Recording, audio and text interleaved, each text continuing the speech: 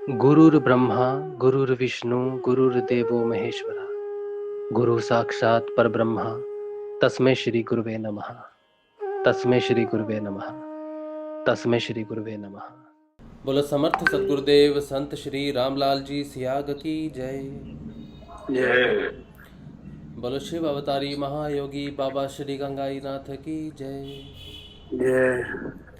बोलो दशम अवतार कल की अवतार की जय। जय। बोलो सनातन धर्म की जय। जय। बोलो पलाना धाम की जय। जय। बोलो जामसर धाम की जय। जय। बोलो काजलवास धाम की जय। जय। जय श्री गुरुदेव, जय श्री दादा गुरुदेव, जय महादि शक्ति। जय श्री गुरुदेव, जय श्री दादा गुरुदेव, जय महादेव शक्ति।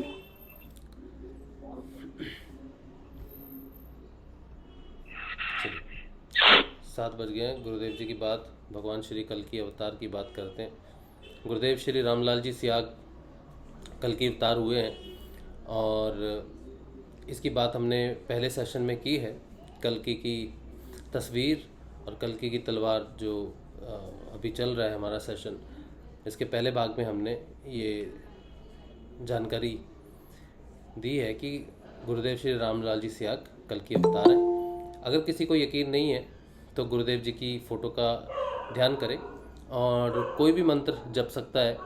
शुरुआती तौर पे पहले दिन जब ध्यान करे, 1-2 दिन ध्यान करे और ये कह सकता है कि अगर आप कल की अवतार हो तो मेरा ध्यान लगा दीजिए, 15 मिनट के लिए मेरा ध्यान लगा दीजिए। ऐसा कहकर आप तस्वीर के सामने बैठो। अगर आपको कोई अनुभूति होती है या आपको कोई दिव्य अनुभव होता है या ध्यान लग जाता है आपका, तो फिर सही है, आगे बढ़िए। अगर नहीं लगता सही तो फिर आप अपने हिसाब से देख लीजिए, आगे बढ़िए। गुरुदेव ने कहा है अगर ध्यान लगता है तो ठीक है, नहीं लगता है तो फिर दूसरा गुरु ढूंढ लीजिए आप। तो हम में जो परिवर्तन आया है, खास करके मैं तो अपनी ही बात कर सकता हूँ क्योंकि गवाही तो मैं अपनी ही दे सकता हूँ। तो मेरी गवाही तो यही मुझे कहती है कि मेरे में तो बदलाव आया है, सूक्ष्म तौर पे और भौतिक तौर पे सारी चीज़ों में बदलाव आया है। तो मेरे लिए तो श्री गुरुदेव रामलाल जी से आगे कल की अवतार है और वही मेरा ध्यान का जो है केंद्र है, वही ध्येय है और उन्हीं का मैं ध्यान करता हूँ। उन्हीं से ही जीवन है और उन्हीं से ही मेरी सारी मुक्ति मोक्ष जो भी है सब कुछ उन्हीं से है। तो मेरे लिए वो कल की अवतार हैं, इसलिए मैं उन्हें कल की अवतार कह रहा हूँ। और आप सब भी जो लोग नए जुड़े हैं या फिर जो लोग नए जुड़ेंगे, वो ये सेशन देख के गुरुदेव का कल की रूप में अगर आप ध्यान करते हो तो आपका ध्यान जरूर लगेगा। अच्छा, अब जो है हम बात करते हैं इसमें कि गुरुदेव ने हमारे अंदर जो परिवर्तन किए हैं वो असामान्य परिवर्तन है और इसके लिए पहले बहुत सारी कठिनाइयों का सामना साधक को करना पड़ता था, बहुत कुछ करना पड़ता था और तब जाके जो है अंतर्मुखी होते थे। अंतर्मुखी होने तक भी बहुत सारा कठिनाइयों के सामने साधक को जूझना पड़ता था। तो गुरुदेव सामान्य रूप में, एक सामान्य गुरु के रूप में, गुरु तत्व तो एक ही है, कोई गुरु भिन्न नहीं होता, गुरु तत्व हमेशा एक ही होता है, लेकिन गुरुओं की श्रेणी जरूर होती है, गुरुओं की सामर्थ्य जरूर होती है। तो सामर्थ्य में उच्चतम सामर्थ्य की बात अगर करूं तो वो कल की अवतार की ही हो सकती है। कल की अवतार सारे इस 10वां अवतार है विष्णु का, और वो जो परिवर्तन देने आया है हमें, वो हमारे अंदर से हो सकता है और अंदर से परिवर्तन देने वाला सिर्फ और सिर्फ गुरु ही हो सकता है, गुरु तत्व ही हो सकता है। तो हम जितने भी लोग हैं इस पृथ्वी पे, हम किसी न किसी गुरु से ज़रूर जुड़ते हैं। अपनी साधना के हिसाब से हमें गुरु प्राप्त होता है। जब हमें गुरु उसकी उच्चतम अवस्था तक डेवलप कर देता है तो उसके बाद वो आगे ट्रांसफ़र कर देता है ताकि आप दूसरे गुरु की शरण में जाएं और फिर और आगे उन्नति करें। ये होता है। जैसे हम शिक्षा प्राप्त करने जाते हैं तो क्लास 1 में हमारे अध्यापक होते हैं, वो हमें क्लास 2 में भेजते हैं, फिर क्लास 3 में। इस तरह से हमारे शिक्षक बदलते हैं क्योंकि वो अपने हिसाब से हमें शिक्षा देते हैं। आंतरिक गुरु तत्व भी ऐसे ही कार्य करता है, गुरुओं की श्रेणी भी ऐसी ही है जो डेवलप है। तो ये बात मैं नहीं कह रहा, मेरी तरफ से नहीं कह रहा, ये स्वयं गुरुदेव जी ने ही कही थी जब उनको किसी ने पूछा था, उनके बेटे ने पूछा था कि गुरुओं में अध्यापक में क्या अंतर है। तब गुरुओं ने कहा था कि गुरुओं की श्रेणी होती है और लोग गुरु तत्व के आगे झुकते हैं, किसी बॉडी के आगे नहीं झुकते। तो हम अगर सोचें कि मेरे गुरुजी ये हैं और मेरे गुरुजी ये हैं, तो हम उनको विभिन्न मानते हैं सिर्फ उनके शारीरिक अवस्था के हिसाब से, कि ये मेरे गुरु का शरीर, ये शरीर मेरे गुरु का है, ये शरीर जो है इनके गुरु का है। इस तरह से गुरु तत्व एक ही है, बस हाँ जब एक गुरु का कार्य पूरा हो जाता है तो वो साधक को आगे लेके जाता है। और ऐसे कई एग्जाम्पल्स मिलते हैं। हमारे दत्तात्रेय जी का एग्जाम्पल गुरुदेव देते थे, तो उन्होंने कई गुरु बनाए उन्होंने। तो इस तरह से आप गुरुओं के बारे में कोई भी मिथ्या भ्रांति ना रखें कि मेरा गुरु है तो मैं दूसरा गुरु नहीं बना सकता हूँ, तो ऐसा नहीं है। तो इसीलिए मैं गुरुदेव ने ये बात जब कही कि मेरी दीक्षा अंतिम दीक्षा है, इसीलिए मेरे मन में ये है कि गुरुदेव कहते हैं कि मेरी दीक्षा अंतिम दीक्षा है, तो ये उच्चतम अवस्था है गुरु की। और उन्होंने स्वयं ये भी कहा कि मैं कल की अवतार हूँ, तो ये भी मेरे लिए मान्य है, उन सब के लिए मान्य है जो गुरुदेव को अपना गुरु मानते हैं। उन सब के लिए फिर गुरु की बात जो होगी वो पत्थर की लकीर हो जाती है। शिष्य जब तक अपने गुरु की बात को ही पत्थर की लकीर ना समझे तब तक उसका उद्धार होना भी मुश्किल है। तो जो शिष्य हैं उनको तो गुरुदेव की वाणी जरूर सुननी चाहिए और उस वाणी पे विश्वास करके आगे बढ़ना चाहिए, किसी भी तरह का संदेह नहीं रखना चाहिए। कई शिष्य हैं जो गुरुदेव को गुरु तो मानते हैं लेकिन कल की नहीं मानते, और ऐसे हैं सच में गुरु हैं, और वो साफ कहते भी इस चीज़ को कि मैं गुरुदेव को कल की अवतार नहीं मानता। अब ये सोचो कि अगर आप अपने गुरु को मानते हो तो उसकी हर बात आपको माननी पड़ेगी।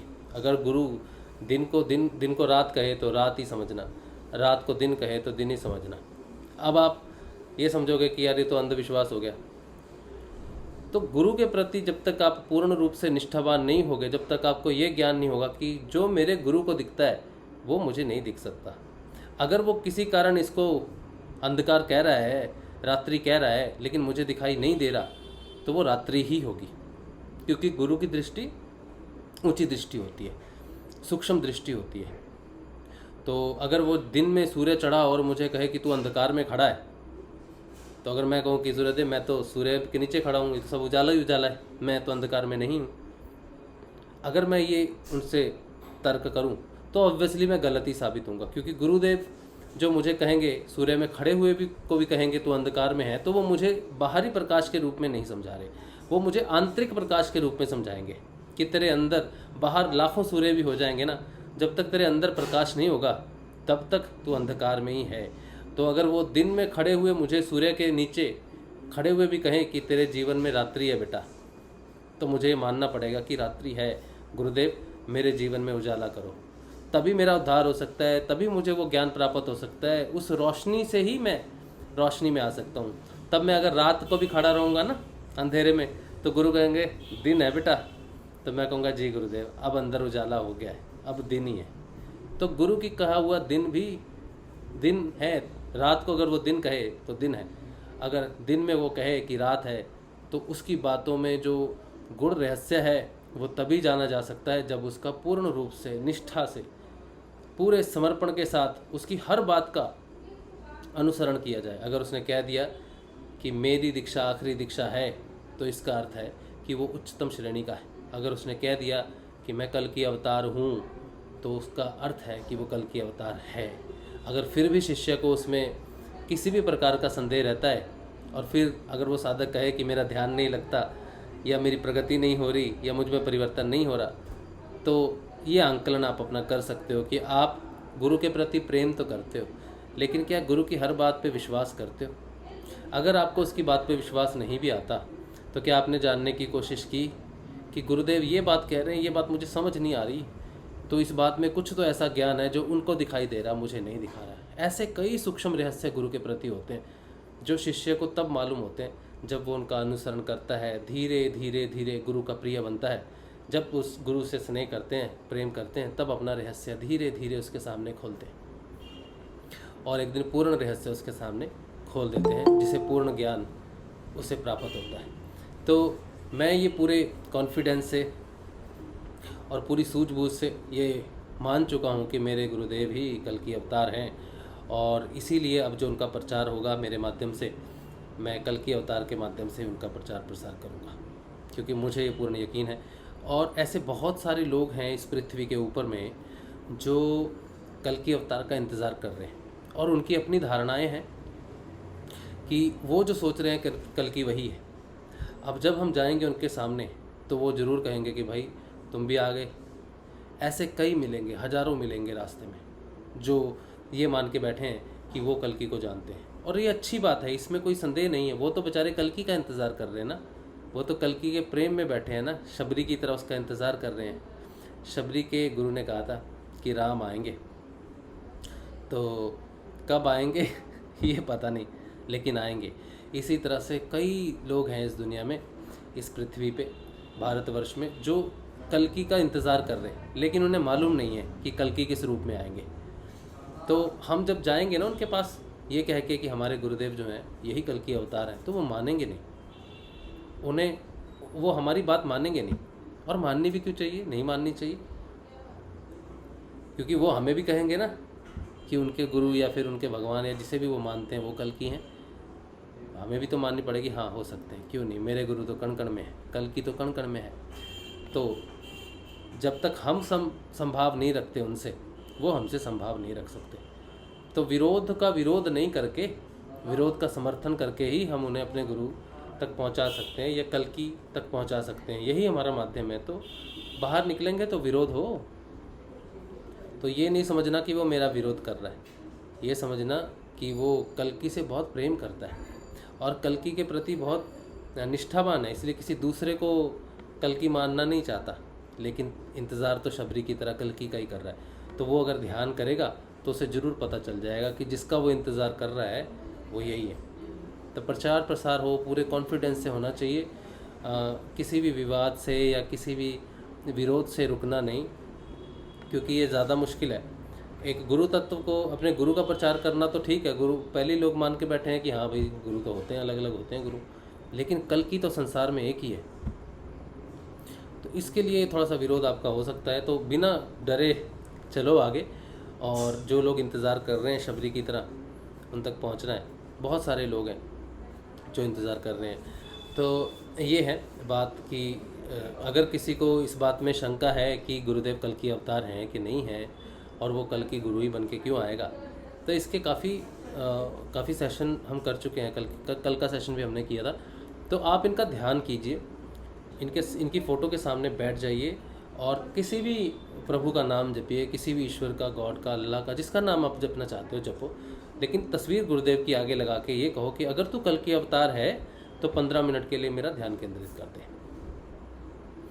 ठीक है, तो आपको पता चल जाएगा कि क्या हो रहा है क्या नहीं। उसके बाद गुरुदेव जी का जो मंत्र है, जिसकी दीक्षा वो देते हैं, हर मंत्र में एक प्रयोजन होता है।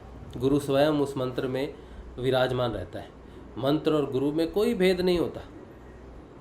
उसके बाद जब आपको यकीन हो जाए कि ये गुरु सर्वोपरि है, उच्चतम श्रेणी में से उच्चतम है और यही कल्कि अवतार है, तो इनकी दिव्य वाणी में वो दिव्य मंत्र सुनिए और उस मंत्र का अब मन मन में ही आपको जाप करना है। जितना हो सके उतना संभव जाप करना है और 2 समय गुरुदेव का आज्ञा चक्र पर ध्यान करना है। बाकी के सारे रहस्य धीरे धीरे धीरे धीरे कल्कि स्वयं खोल देगा आपके सामने, और उसका क्या प्रयोजन है वो स्वयं आपके सामने प्रकट कर देगा। ठीक है, अब ये तो रही मेन बात कि गुरुदेव हमारे श्री गुरुदेव रामलाल जी स्याग कल्कि स्वरूप, कल्कि अवतार हैं, और उनका ध्यान करने से आपको ये बात मालूम भी हो जाएगी। अब बात करते हैं हमारी जो परिवर्तन आते हैं हमें, गुरुदेव जो ज्योत समान जो रोशनी हमें भरते हैं, जिससे हम अपने अवगुणों को देख सकें, उन अवगुणों को देखकर उन अवगुणों पर हम विजय प्राप्त कर सकें और अंतरात्मा के दर्शन कर सकें और परमात्मा की तरफ बढ़ सकें, वो बदलाव की बात करते हैं। आपको अगर किसी को कोई बदलाव की बात करनी है, गुरु के प्रति आप में कोई बदलाव आया है, या आपको कोई प्रश्न लगता है कि आपको कोई प्रश्न है अध्यात्म का, तो आप पूछ सकते हो, और अपना बदलाव रखना चाहो तो आप अपना बदलाव भी रख सकते हो। ठीक है, अगर किसी ने बात करनी है या कोई प्रश्न पूछना है तो आप रख सकते हो। सूरज भाई का कल एक प्रश्न था, है ना?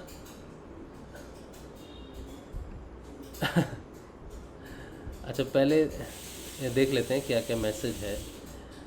जय श्री गुरुदेव। गुरु का रंग सबसे गहरा और रंग छिन छिन उतरे, गुरु का रंग दिन बढ़े सवाया। गुरुदेव से प्रार्थना है कि गुरुदेव जैसा रंग आप पर चढ़ा आपके गुरुदेव का, वैसा रंग हम पर भी चढ़ा दो। हाँ, बहुत अच्छी बात है। आज भी होली मनाई जा रही है कई जगहों पे, तो आप सबको होली की बहुत बहुत आज हमने तो आज ही मनाई गुरुदेव के साथ होली। दिखा देता हूँ, वो खड़े हैं रंगे हुए हैं लाल रंग में। गुरुदेव की फोटो लैंप के पीछे में ढक गई एक्चुअली। तो हमने तो आज ही होली खेली गुरुदेव के साथ। आज की तो है भैया जी होली। आज की है ना, पता नहीं कल भी मना रहे थे लोग तो हमें पता ही नहीं। वो दहन वाली होली थी जिस दिन प्रहलाद को जलाया था। प्रहलाद को आज जलाया? रंग वाली होली। अच्छा अच्छा, आज रंग वाली होली। अच्छा अच्छा, चलो जो भी होली थी होगी। आज तो गुरुदेव, आज हमने तो आज खेली गुरुदेव के साथ। आज ही थे, मार्केट वार्केट बंद था आज तो। चलिए तो आज माला कहाँ है गुरुदेव की? आज माला, आज गुरुदेव के दर्शन कर लो ना ठीक से, नहीं तो माला के पीछे छुपे रहते हैं। सोना लग रहा है उधर। हाँ, आज आज थोड़े अलग से लग रहे हैं, आज साफ दिख रहे हैं।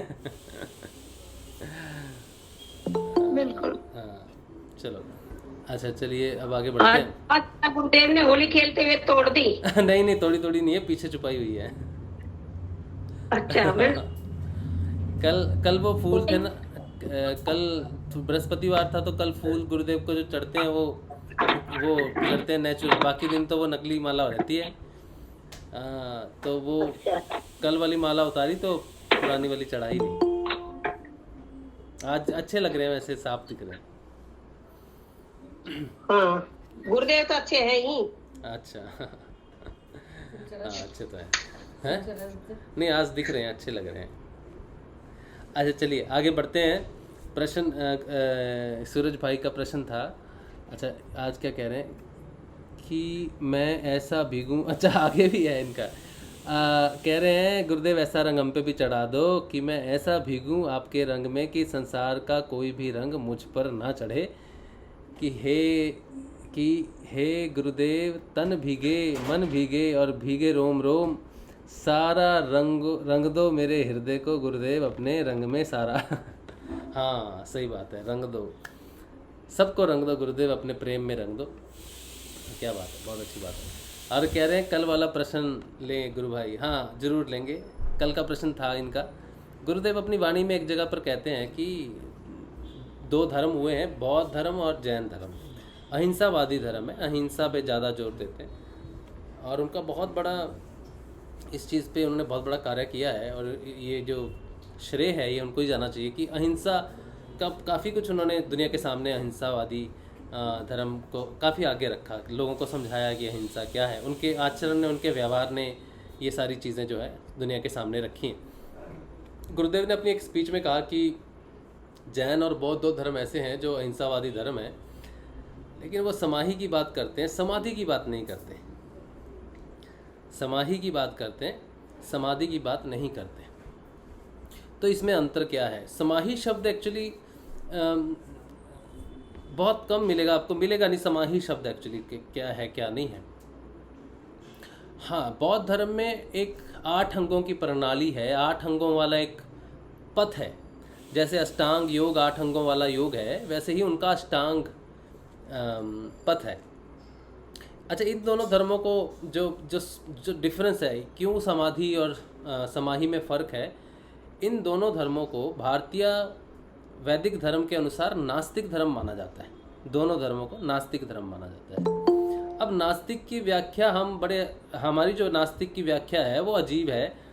हम सोचते हैं कि कोई व्यक्ति गंदा मैला रहता है, ऐसे ही रहता है। नास्तिक समझते हैं कि बहुत ख़राब चीज़ है। नास्तिक कोई ख़राब चीज़ नहीं है। नास्तिक होने का अर्थ है कि जो भगवान में आस्था नहीं रखता वो नास्तिक है, ऐसा वैदिक धर्मों के हिसाब से है। इसीलिए ये दो धर्म जो हैं ये ईश्वर को नहीं मानते, ये स्वयं में ही ईश्वर को देखना ऐसा मानते हैं, स्वयं के अंदर ही ईश्वर है। और ये बहुत सत्य बात है इनकी, लेकिन ये स्वयं को ईश्वर मानते हैं। तो ये ईश्वर को नहीं मानते, निराकार ईश्वर को ये नहीं मानते, इसलिए इनको नास्तिक धर्म कहा गया है। अब जो इनके जो 8 पथ हैं, दोनों में भी थोड़ा डिफरेंस है एक्चुअली। दोनों जैन और बौद्ध धर्म में भी थोड़ा सा डिफरेंस है। जैन धर्म थोड़ा पहले आया, तीर्थंकर पहले आए, महावीर, उसके बाद फिर गौतम बुद्ध आए उसी सदी में आए, लेकिन थोड़ा सा डिफरेंस है दोनों में। समकालीन ही है, बस 50 एक साल का डिफरेंस है बीच में शायद। तो थोड़ा सा इनमें आपस में भी थोड़ा डिफरेंस है।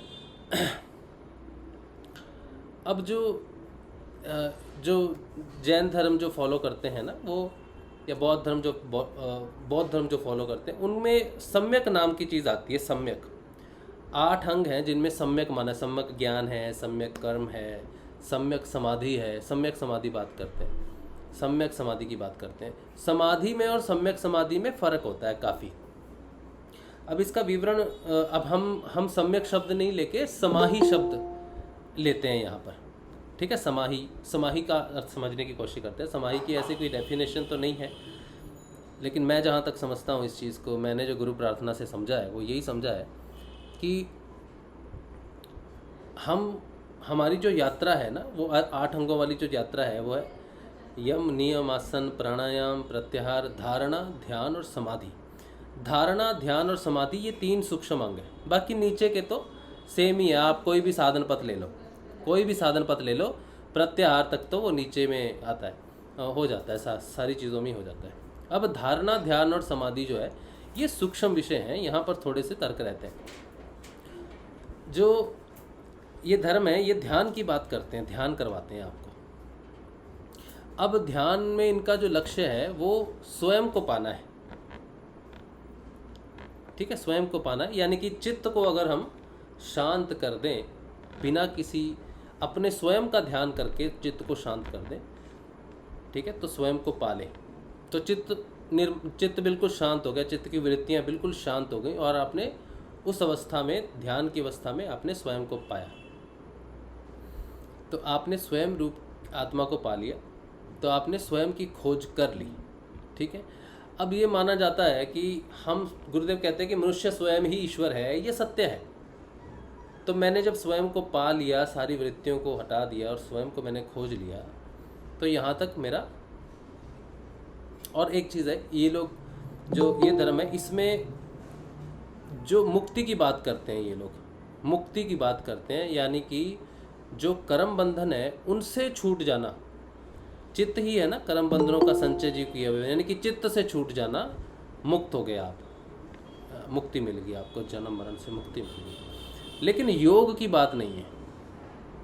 मुक्ति की तो बात होती है, योग की बात नहीं होती। तो अगर ये कहा जाए कि मुक्ति की बात होती है, योग की नहीं होती, समाधि की बात होती है लेकिन समाधि की नहीं होती, तो ये दोनों चीज़ें एक ही चीज़, आप दोनों कंसीडर कर सकते हो। तो योग किसके साथ होता है आपका? अब अगर ये देखें, जैन धर्म में देखें या बौद्ध धर्म में देखें, तो आपने स्वयं को खोज लिया, लेकिन खोजा है, एक तत्व को खोज लिया आपने, आत्म तत्व को खोज लिया, लेकिन योग नहीं हुआ। तो योग होने के लिए दो चीज़ें जरूरी हैं। अगर हम योग कह रहे हैं तो 2 चीज़ों का योग हो रहा है जो सेम हैं, एक जैसी हैं। पानी को पानी से मिलाया ना, योग हो गया। वो चीज़ वैसी होनी चाहिए जिसके साथ उसका योग हो रहा है। हो सकता है वो आंशिक हो, कम मात्रा में हो। इसके बारे में कबीर जी ने, नानक देव जी ने कहा है ना, बूंद समाए समुद्र में जाने सब कोई, समुद्र समाए बूंद में जाने विरला कोई। तो ये जो योग हो रहा है ना, ये बूंद और समुद्र का योग है, आत्मा और परमात्मा का योग है, जिसे समाधि कहते हैं। स्वयं को खोजा, उस बूंद को खोज लिया जिसमें परमात्मा समाया हुआ है, उसमें परमात्मा को आपने देख भी लिया, क्योंकि स्वयं में ही परमात्मा को देखना, ईश्वर को देखना अवस्था है। लेकिन योग होना उसके साथ और उसमें अपने आप को विलय कर देना तब तक संभव नहीं है जब तक आप उस ईश्वर को, निराकार ईश्वर को नहीं मानते। उसकी अवस्था है, वो है, नहीं मानते, तब तक आप उसके साथ योग नहीं कर सकते। अपने आप को, स्वयं को आपने खोज लिया, आत्म को खोज लिया, ये उसी का तत्व है, आंशिक तत्व है, उच्चतम तत्व है, उच्चतम तत्व है, सूक्ष्मतम तत्व है, लेकिन योग नहीं करते। अब इसका कारण, इसका इफेक्ट देखो कि हम जो आपको जो गुरुदेव ने दिया, सिद्ध योग जो दिया, इसमें आप पहले तो स्वयं को खोजोगे, चित्त से समिष्ट चित्त में जब जाओगे तो स्वयं को पालोगे। स्वयं को पाने के बाद ईश्वर में जो योग होगा, ईश्वर, उसे समाधि कहेंगे, ईश्वर के साथ योग को समाधि कहेंगे। अब गुरुदेव आए, उन्होंने आपको कहा कि समाधि लगेगी, आपकी समाधि हो जाएगी, है ना, समाधि हो जाएगी। तो मनुष्य के शरीर को ही धर्म कहा, सबसे पुराना सनातन धर्म इसी को कहा। मनुष्य धर्म जो ईश्वर ने, जिस ईश्वर ने इस शरीर की रचना की, उसने ही इस धर्म को ही, इस शरीर को ही सनातन धर्म की संज्ञा दे दी कि इस धर्म, इस शरीर के माध्यम से तुम मुझ में योग कर सकते हो, ये उच्चतम रचना है, इसके माध्यम से मुझ में योग कर सकते हो। उस योग को सनातन धर्म से ही वो योग हो सकता है। मतलब अपने शरीर को मृत्यु से और जीवन से मुक्त करवाने के बाद जो मुझ में योग कर सकता है वो सनातन धर्म है। जीवन और मृत्यु को जीत लेना ही सनातन धर्म है, मोक्ष, उसमें योग होना उसके बाद ही योग है। तो जो सनातनी है उसका योग ईश्वर के साथ होता है, परम ईश्वर के साथ होता है। तो सनातन धर्म उच्चतम धर्म जो ईश्वर द्वारा शरीर के साथ ही निर्मित हो गया, ठीक है। उसके बाद जितने भी धर्म बने मानव निर्मित धर्म बने। अब सोचो कि बौद्ध धर्म है और जैन धर्म है, तो ये मानव निर्मित धर्म है। अगर इन्होंने नए धर्म का संचालन किया तो इन्होंने ईश्वर धर्म को अस्वीकार कर दिया। यानी कि जब बुद्ध का जन्म हुआ तो वो मनुष्य रूप में हुआ, महावीर का जन्म हुआ तो मनुष्य रूप में हुआ। तो मनुष्य के शरीर को बनाने वाला कुछ तो था, कोई तो था जिसने उससे पहले मनुष्य के शरीर के लिए धर्म बनाया, सनातन धर्म। लेकिन उसके बाद भी आकर एक नए धर्म का निर्माण करना, वो मनुष्य धर्म का निर्माण है। उसी को बौद्ध धर्म और जैन धर्म बोला गया। तो वो ईश्वर का बनाया हुआ धर्म नहीं है, वो मनुष्य का ज्ञान उपलब्ध होने के बाद, उस ज्ञान को फॉलो करने के बाद, जीवन के कुछ नियम पालन करने के बाद, जीवन से अपने आप को समाही में, मतलब अपने आप को ही ईश्वर रूप में स्थित करने का एक रास्ता बताया, जिससे जैन और बौद्ध धर्म फॉलो करते हैं। आपस में दोनों का डिफरेंस है, अब देखना पड़ेगा थोड़ा मोर डिटेल में। लेकिन समाही का अर्थ है कि एक ऐसा ज्ञान पथ, ऐसी अवस्था जिसमें वो अपने चित्त से, अपने कर्मों से मुक्त होके एक मुक्त अवस्था में पहुंच गया, मुक्ति की अवस्था में है वो, किसी बंधन में नहीं है वो, लेकिन वो योग की अवस्था में नहीं है। अब आपके पास सिंपल है, ये सारी चीज़ें जो भी हैं, जो मैं बात कर रहा हूँ, ये सारी बातें तब तक समझ में नहीं आ सकती जब तक कि आप सनातन धर्म को ना समझो। अगर सनातन धर्म उच्चतम धर्म है तो जैन धर्म और बौद्ध धर्म उच्चतम नहीं हो सकते। हाँ, वो एक अहिंसावादी धर्म है, समाही की बात करते हैं, अपने आप को मुक्ति तक की बात करते हैं और मुक्ति को ही मोक्ष समझते हैं, लेकिन वो योग की बात नहीं करते, ध्यान की बात करते हैं। लेकिन ध्यान किसका करना है, कौन सा लक्ष्य उनको अपनाना है, वो स्वयं का लक्ष्य है, उनका स्वयं का ध्यान करते हैं। लेकिन सनातन धर्म में एक ही यात्रा में दो खंड है, एक ही यात्रा के दो खंड है। पहला सकारात्मक, जहाँ से रचना प्रारंभ हुई वहाँ तक जाना ध्यान करके, और उसके बाद निराकार तक जाना जो संरचना से पहले भी था। तो अगर मैं अपने आप को पाता हूँ तो मैं वहाँ तक पहुँच जाता हूँ जहाँ से मेरी रचना हुई, इंडिविजुअल। लेकिन मैं वहाँ नहीं पहुँचता जहाँ से रचना शुरू हुई, जो स्वयं था, पहले भी था, अनंत था, अनादि था। उसके साथ मैं योग नहीं कर सकता, मैं बूंद बन के ही, इंडिपेंडेंट बूंद है, इससे परमात्मा को कोई आपत्ति नहीं है। एक अपने आप को स्थापित कर लेना आत्म रूप में, इससे कोई वो नहीं है। वो समिष्ट चेतना में है, बुद्ध समिष्ट चेतना में है, महावीर भी समिष्ट चेतना में है, और उनके अनुयायी उनको किसी सहायता के लिए बुलाएं, पुकारें तो उनको जरूर सहायता प्राप्त होगी। और वो उच्चतम लक्ष्य जो बुद्ध ने प्राप्त किया, महावीर ने प्राप्त किया, वो उनके अनुयायियों को भी प्राप्त होगा, क्योंकि वो वहाँ तक उसको लेके जा सकते हैं, समाही तक उनको डेवलप कर सकते हैं, क्योंकि उन्होंने वो उच्चतम स्थिति पाई है।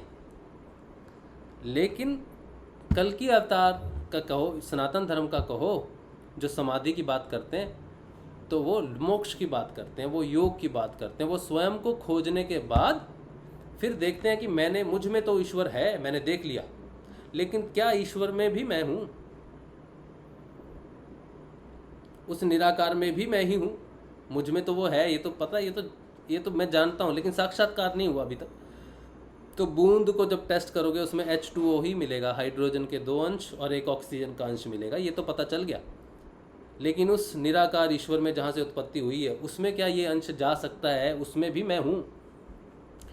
ये समाधि में पता चलेगा, ये योग में पता चलेगा। तो वेरिफिकेशन कैसे होगी? वो योग से होगी। तो फाइनल योग है, फाइनल वो समाधि है जिसमें वो विलय हो जाए और वही बन जाए जो समय से, जो हमेशा से है, हमेशा से था। तो जैन और बौद्ध धर्म का निर्माण हुआ है, ये मानव निर्मित धर्म है। और बाकी उसके बाद जितने भी धर्म आए हैं ना इस संसार में, जितने भी हैं, चाहे क्रिश्चियन हो, चाहे मुस्लिम धर्म हो, या कोई भी धर्म हो, ये सारे के सारे मानव निर्मित धर्म है। सिर्फ एक सनातन धर्म ऐसा धर्म है जो मनुष्य के शरीर की रचना के साथ ही रचना हुई है। ईश्वर निर्मित धर्म है सनातन धर्म, इसीलिए इसका मुकाबला नहीं है, इसीलिए ये उस निराकार ईश्वर तक पहुंचता है। तो ये मूल भेद है सूरज भाई। समाधि स्वयं को ईश्वर रूप में स्थापित करना, और समाधि स्वयं को ईश्वर रूप में स्थापित करने के बाद उस ईश्वर में स्वयं को देख के उसमें योग करके उसमें विलय हो जाना और वही बन जाना, वो एक बन जाना। अपनी अवस्था खत्म होगी। आज बुद्ध की अवस्था है, आज बुद्ध इंडिपेंडेंट है, लोग जानते हैं कि बुद्ध है, तो उनका मिलन बुद्ध में हो रहा है। लेकिन जो सनातन धर्म में करेगा ना, वो इस शरीर को बनाने वाले के साथ योग करेगा। बुद्ध ने इस शरीर को नहीं बनाया, बुद्ध ने आत्म तत्व को खोजा और अपने आप को स्थापित किया। और आप भी अपने आप को आत्म तत्व में स्थापित कर सकते हो, लेकिन वो अंतिम चरण नहीं है। अंतिम चरण है कि इस शरीर से पहले जो था, जिस रूप में वो था, उस रूप में जाना है, ना कि इस शरीर से पहले का जो जस्ट रीसेंट अवस्था में जाना है, जब वो भेद है। तो है सूक्ष्म, और भी कुछ चीज़ें हो सकती हैं, लेकिन मेरी समझ में इतना ही आता है। अगर और कोई प्रकाश डाल सकता है इस पे तो प्रकाश डाले, मेरी बुद्धि में तो इतना ही आता है, इतना ही है। लेकिन हाँ, यहाँ तक जाना भी, बाकी रास्ते तो कई हैं, अपने आप को पाने के रास्ते, सारे योग वहीं जाते हैं, वो एक पॉइंट है। जितने भी रास्ते हैं वो सारे वहाँ तक ही जाएंगे, लेकिन वहाँ से ऊपर निराकार तक सिर्फ समाधि ही जा सकती है, सिर्फ समाधि ही जा सकती है, और सिर्फ गुरु ही उससे आगे लेके जा सकता है। कोई किसी को कुछ कहना है या किस विषय पे कुछ बात करनी है,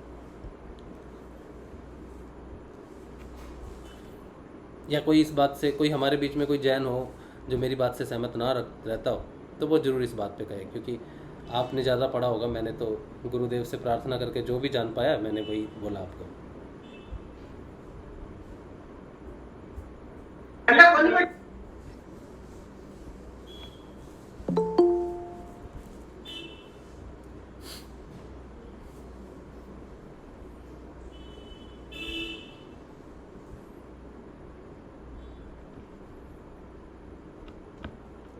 और किसी का कोई अन्य कोई प्रश्न है, अन्य कुछ बात करने के लिए कुछ है तो बोलिए।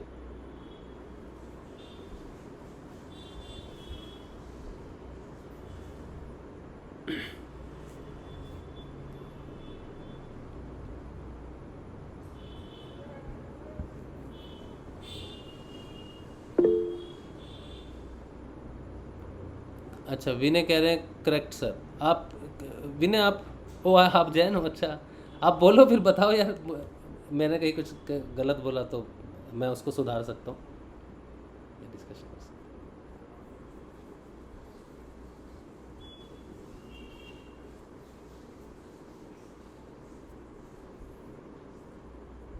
हैं। 10 मिनट से 10 मिनट में करता हूँ। अच्छा ठीक है, ठीक है। क्योंकि विनय भाई जैन है, तो वैसे तो उन्होंने बोला है, सही हूँ मैंने तो गुरुदेव से जो प्रार्थना की तब मैं ये समझा हूँ। पहले तो मैं पढ़ रहा था तो मुझे समझ नहीं आ रहा था, फिर मैंने गुरुदेव से कहा, गुरुदेव पढ़ने में तो कुछ नहीं होने वाला, समझ नहीं आने वाला कहीं से भी, अब आपको प्रार्थना कर रहा हूँ, बताओ। तो फिर मुझे जो समझ में आया उसी समय, फिर जब मैंने बाकी फिर उसके बाद जब मैंने पढ़ना शुरू किया, फिर सारा क्लियर हो गया मेरे सामने। उससे पहले मुझे समझ नहीं आ रहा था। मैंने कहा क्योंकि जैन धर्म में बौद्ध धर्म में इतना कुछ है पढ़ने के लिए। अगर आप पढ़ने जाओगे ना तो बहुत ज़्यादा लिटरेचर है उसमें। 8 अंग हैं अलग अलग, सम्यक फिर क्या है, फिर उसमें भी 2-2 भाग आते हैं आगे। तो मेरा तो सिर चक्कर आ गया, मैंने कहा इतना कुछ है, क्योंकि बहुत एक एक पॉइंट पे वो कंसीडर करके वो पूरी उनकी जो वाणी है ना, वो पूरी एक ग्रंथ की तरह एक वाणी लिखी हुई है। लेकिन मूल डिफरेंस फिर महावीर जी की भी एक शिक्षा रही है, ठीक है। लेकिन तो इतना पढ़ने में तो मुझे लग रहा था कि ये तो पूरा ग्रंथ हो जाएगा, पूरा तो पढ़ के नहीं समझ पाएंगे। तो गुरुदेव अब आपने बात कर दिया तो बताओ क्या है। तब उसके बाद जो मुझे प्राप्त हुआ, तब मैं समझ गया कि हाँ, इसीलिए गुरुदेव ने कहा है कि ध्यान तो वो करवाते हैं, समाधि तक जाते हैं, स्वयं तक जाते हैं, स्वयं तक जाते हैं, योग नहीं करते, योग तक नहीं जाते, पर उस परमात्मा के साथ स्वयं। क्योंकि जब तक आप पूर्ण रूप से निर्मल नहीं हो जाते ना, स्वयं आत्म रूप में स्थित नहीं हो जाते, तब तक आपका योग होगा नहीं। उस शुद्ध जल में शुद्ध जल ही जा सकता है, मिलावटी कुछ नहीं जा सकता उसमें। तो आप शुद्ध रूप में सिर्फ आत्मा ही हो।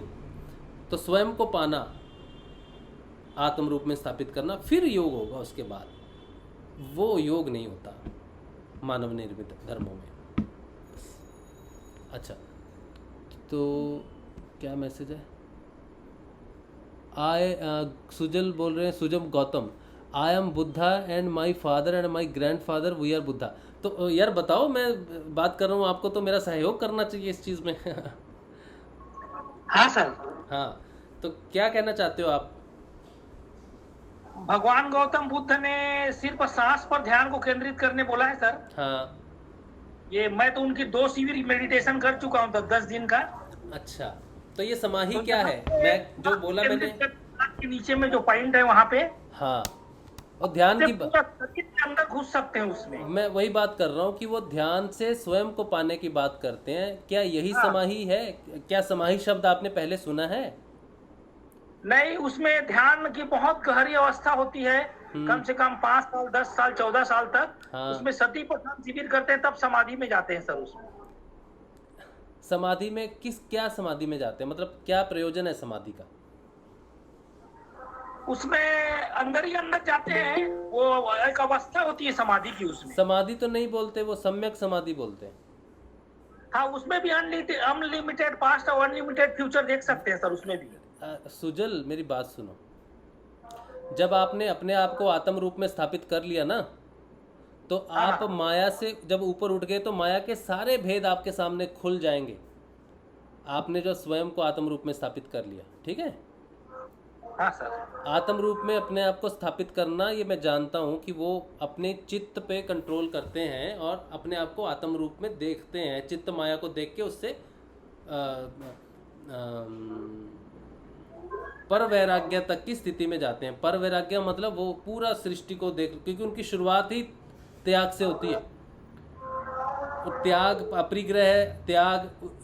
जो बौद्ध धर्म और जैन धर्म में जो इंक्लिनेशन आया और फिर उनके डिक्लाइन जो आया, वो इसीलिए आया कि वो वैराग्य और अपरिग्रह पे बहुत ज़्यादा ध्यान करते हैं कि अपरिग्रह करो, ज़्यादा जमा मत करो, और त्याग की बहुत विशेष बात कहते हैं, जिसके लिए वो डिक्लाइन हो गया कि सब लोगों ने कहा भाई हमने तो संपत्ति बनानी है, जिसके कारण वो डिक्लाइन हुआ वहाँ पर, ठीक है। अब वो बुद्ध जब अपनी स्थिति में है, जो बुद्ध की जो उच्चतम स्थिति है, वो स्वयं के स्थिति में है। वो मतलब उन्होंने खोज लिया, स्वयं को खोज लिया उन्होंने, ठीक है। हाँ सर। लेकिन वो स्वयं को पा रहे हैं, वो परम तत्व में मैं मिलन हो गया मेरा, ऐसा बात नहीं स्वीकार करते ना। आप जब ध्यान में जाओगे तो परम तत्व के साथ आपका योग होना है, वो ईश्वर, निराकार ईश्वर है, इस बात को नहीं मानते, मैं ये कह रहा हूँ। तो योग किसके साथ हो रहा है? समाधि नहीं, वो सम्यक समाधि की बात करते हैं। सम्यक समाधि और समाधि में बहुत अंतर है, ठीक है। सम्यक शब्द जो है ये अपने आप में अपने आप को खोज लेने तक का है, और ये एक उच्चतम स्थिति है, ये डाउट नहीं है। उसमें अनलिमिटेड पास्ट फ्यूचर सब देख सकते हो। जैसे बुद्ध ने अपने बहुत सारे जन्म देखे, 300 जन्म देखे शायद, है ना?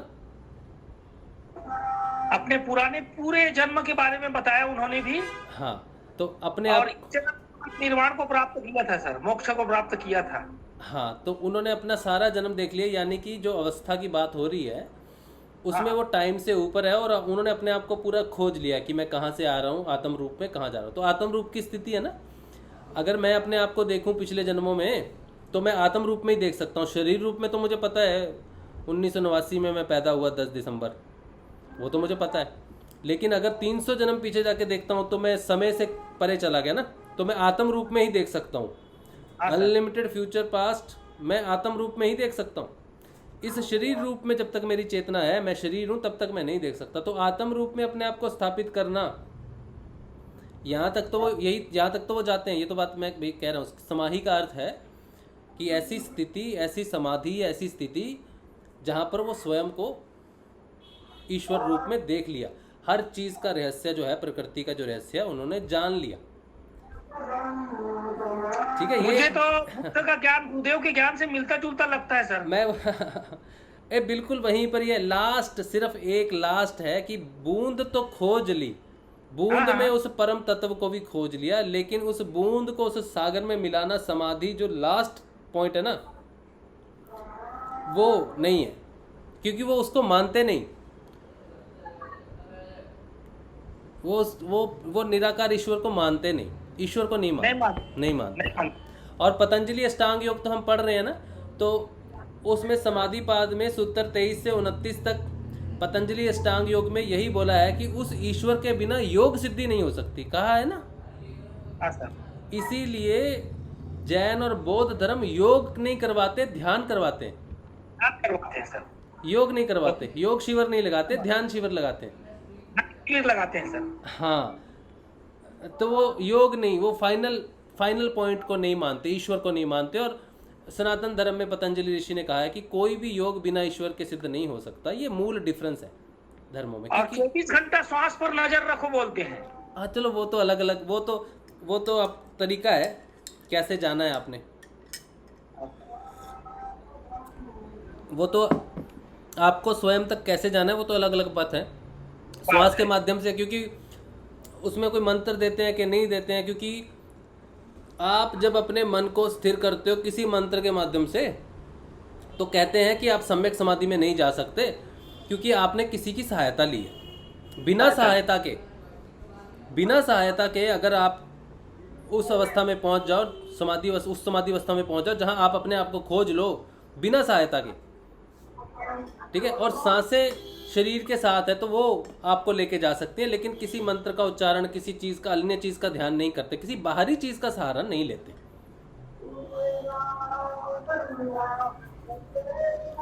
लेकिन हाँ ठीक है, हाँ ठीक है, तुमने काटा नहीं उसको ऊपर से, बहुत अच्छा किया ना, ठीक है। अच्छा चलो ठीक है। अच्छा, और किसी गुरु भाई को कुछ बात जय श्री गुरुदेव। हाँ विनय भाई, प्रकाश डालिए। हाँ, यार सही बोले ना, तो मतलब एक्चुअली क्या कोई चीज को, मतलब हमारे उसमें क्या है कि ऐसा नहीं है कि मतलब परमात्मा का नहीं, मतलब खाली बस वो ध्यान करो, मतलब ऐसा, या तो तपस्या करो। एक चीज है, मतलब क्या बोलते हैं आपको, मैं हमारे जो फर्स्ट हुए ऋषभ देव बोलते हैं, हमारे आदिनाथ भगवान बोलते हैं हमारे, जिसमें जिसको हम लोग सनातन धर्म में शिव अवतारी बोलते हैं, शिव अवतार, ठीक है। और हमारे हम लोग उसको आदिनाथ भगवान बोलते हैं। आदिनाथ भगवान का दूसरा नाम है ऋषभ देव करके, जहाँ से हमारे 24 तीर्थंकर, मतलब फर्स्ट तीर्थंकर हमारे हुए 24 तीर्थंकर में से पहला तीर्थंकर भगवान शिव, मतलब हमारे जैन धर्म के हिसाब से भगवान शिव को मानते हैं, पहले तीर्थंकर जो मतलब मोक्ष को प्राप्त हुए। हाँ, ऋषभ देव के नाम पे ना, ऋषभ देव। हाँ, ऋषभ देव भी बोलते हैं, आदिनाथ भी बोलते हैं। और ये आदिनाथ बोले तो ये मतलब आदि अनंत जो होता है ना, आदि अनंत जो सदियों से, मतलब जो आदि अनंत, उसको आदि बोलते हैं, आदिनाथ। हाँ, तो हम लोग शिव भगवान को भी बोल सकते हैं आप उसको, भी मतलब वैसा है। फिर लास्ट में 24 हुए हमारे ये भगवान महावीर स्वामी, जिन्होंने मतलब क्या है कि जैन धर्म को काफी फैलाया, मतलब जैन धर्म को जो काफी जो हुआ था उसको। बट जो भगवान, मैंने जो जहां तक शास्त्र में पढ़ा था, मतलब जो मैंने जो पहले पढ़ा था, तो उसमें क्या चीज था कि भगवान ऋषभ जो थे, आदिनाथ भगवान जो थे, मतलब जो शिव भगवान जो भी बोल लीजिए आप, उन्होंने क्या उस टाइम क्या कृषि प्रधान देश था हमारा, मतलब सब जगह कृषि वगैरह होती थी उस टाइम, ठीक है। तो उन्होंने एक पथ बनाया कि भाई मतलब आदमी ग्रस्त जीवन में रहते हुए अपने कर्म भोगों को भोगते हुए कैसे मतलब किस प्रकार से मतलब एक चीज ये बन जाए, मतलब कि मतलब वो मोक्ष को प्राप्त कर सके, ठीक है। वो उसके बाद में जो मतलब उन्होंने वैसा उस प्रकार से प्रणाली बनाने का किया। उसके बाद में वो जो तीर्थंकर दूसरे जो वो सब लोगों ने क्या किया कि अलग तरीके से प्रणाली को चेंज कर दिया उसको। मैंने जो महसूस किया तो उसमें हमारे इसमें क्या बोलते हैं कि आपको दीक्षा लेनी, मतलब साधु बनना है, आपको साधु बनना पड़ेगा, तभी आपको मोक्ष की प्राप्ति होगी, ठीक है। अगर आप साधु ग्रस्त जीवन में रहोगे तो आपको भोग करते रहोगे तो आपके कर्म बंधन बनते जाएंगे, आपको मोक्ष की प्राप्ति होनी संभव नहीं है।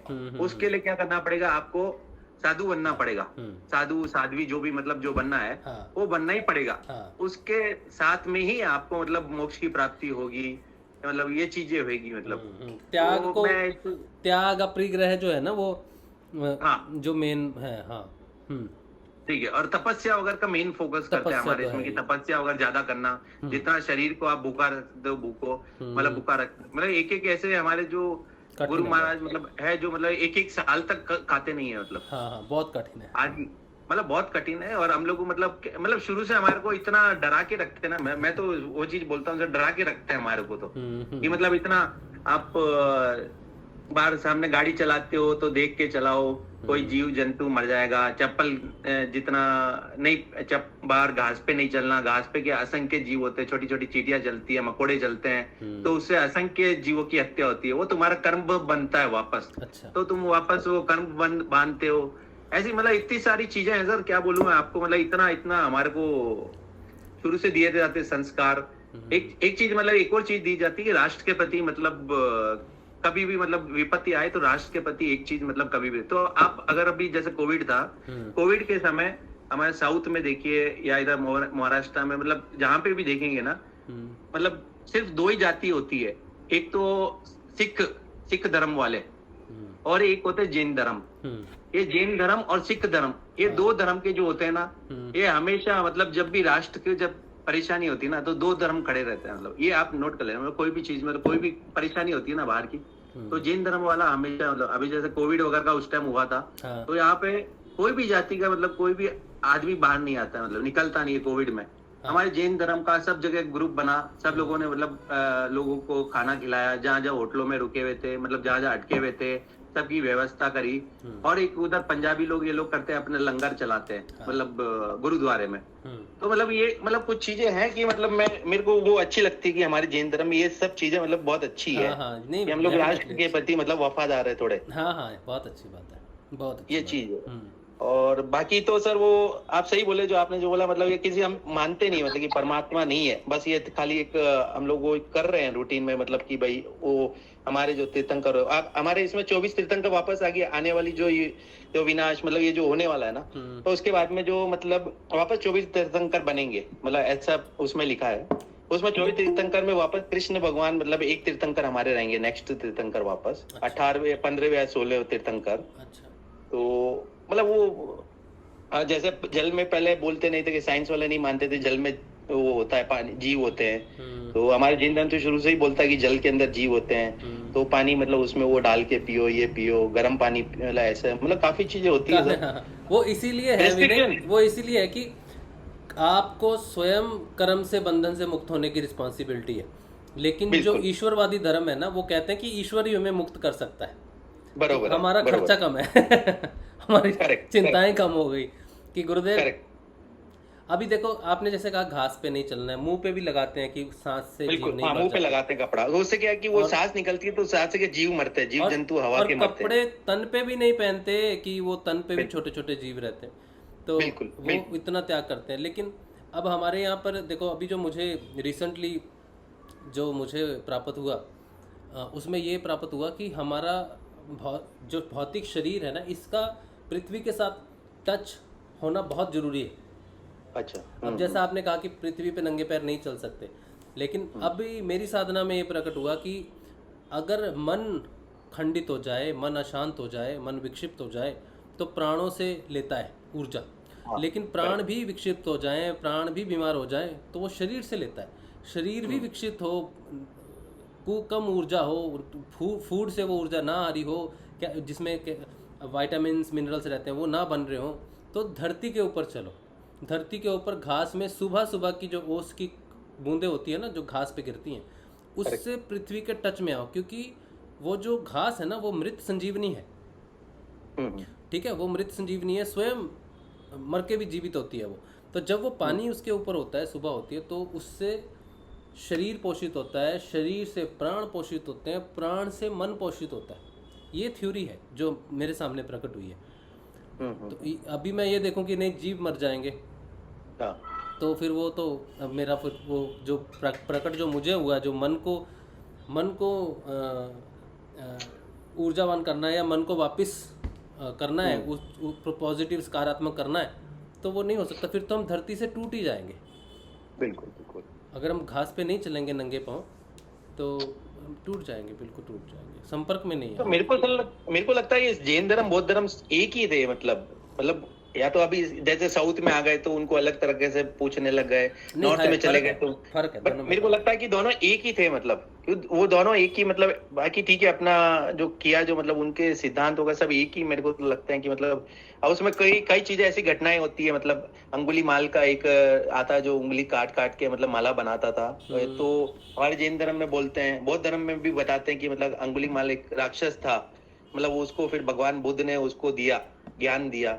तो मतलब ऐसे मतलब एक एक का उंगली कट कर करके मतलब जितने निकलते ना उनकी सब की निकाल के माला बनाता था उसकी। तो वैसा मतलब हमारे भगवान महावीर का आता है, वैसे ही अगर बौद्ध धर्म में भी वो लोग बताते हैं कि मतलब ऐसा अंगुली माल को भगवान बुद्ध ने दिया। तो मेरे को लगता है कि मतलब कोई एक ही समय के थे, बट क्योंकि उस टाइम ज्यादा वो उम्र होती थी ना, उनकी आयु ज्यादा होती थी। नहीं ऐसा नहीं है, ये जो थे ना एक ही सदी में थे। हाँ, एक ही सदी में थे, जैसे 19वीं सदी 20वीं सदी आसपास में ही थे, लेकिन डिफरेंस था दोनों में। पहले महावीर आए, फिर बुद्ध। हाँ, महावीर को 2600-2700 साल हो गए। हाँ 500 ईस्वा पूर्व, मतलब वही 2500-2600 साल हो गए। हाँ, और वो भी उसी दौरान के हैं, लेकिन एक समय में जीवित नहीं थे दोनों। अच्छा, हाँ थोड़ा सा फर्क है, थोड़ा 51 वर्ष का शायद फर्क है। अब ये चीज मेरे को कभी कभी समझ में नहीं आती है सर कि भगवान अलग अलग धर्म बनवाता क्यों है, वो चीज मेरे को अभी तक समझ में नहीं आया। भगवान कभी अलग धर्म नहीं, भगवान ने एक बना दिया है सनातन धर्म। एक ही मतलब सनातन बनाया, बट मतलब इतनी शाखाएं बनाने का क्या मतलब, मेरे को समझ वो फंडा मेरे को अभी तक मैं कभी कभी सोचता हूँ यार, है तो हमारा मतलब है तो सनातन धर्म ही हमारा। सनातन धर्म बोले तो पुराना, सबसे पुराना सत्य धर्म जो है सनातन धर्म ही है, उसकी सारी शाखाएं, मतलब उससे वो निकला, उससे वो निकला, उससे वो निकला। बट ऐसा डिवाइड क्यों, मतलब ये चीज समझ में नहीं आती मेरे को। कि कई बार मैंने ये चीज पहले एक बार बात की थी इस चीज पे, कि भगवान कभी कोई कार्य नहीं करता। भगवान एक शक्ति है, भगवान एक सुपरामेंटल फोर्स है, और मुझे उसने इतनी आज़ादी दी है कि मैं तुझे बेटा पावर दे रहा हूँ, जा जी ले अपनी ज़िंदगी। कैसे जिएगा अब मेरे पे डिपेंड करता है कि उस तलवार से, ठीक है, मैं किसी की रक्षा करूँ या किसी की हत्या करूँ। ठीक है, तो भगवान सिर्फ वो शक्ति है। तो हर धर्मों में जितने भी महायोगी पुरुष जितने भी हुए हैं, वो सारे के सारे जो हैं उनमें शक्ति निहित है। अब वो उसका निर्माण वो अपने अपने जगह से निर्माण करते हैं। अब आप सोचो, एक बात सोचो कि जैसे ये नया धर्म मान लो, ठीक है, अब मुस्लिम धर्म है। मुस्लिम धर्म में एक कुरान, एक शास्त्र है इनका कुरान, ठीक है।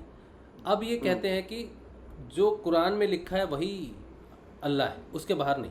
कुछ भी लिखा है उसके बाहर नहीं, अल्लाह वही है। तो क्या अल्लाह इतना सीमित है कि एक ही किताब में उसकी पूरी डिस्क्रिप्शन आ जाए? नहीं आएगी ना, वो तो अनंत है। उसके बारे में अगर वो लिखने जाओगे तो अनंत लिखोगे। तो किसी भी भगवान को किसी भी रूप में कैद नहीं किया जा सकता, किसी भी एक शास्त्र में वो कैद नहीं हो सकता।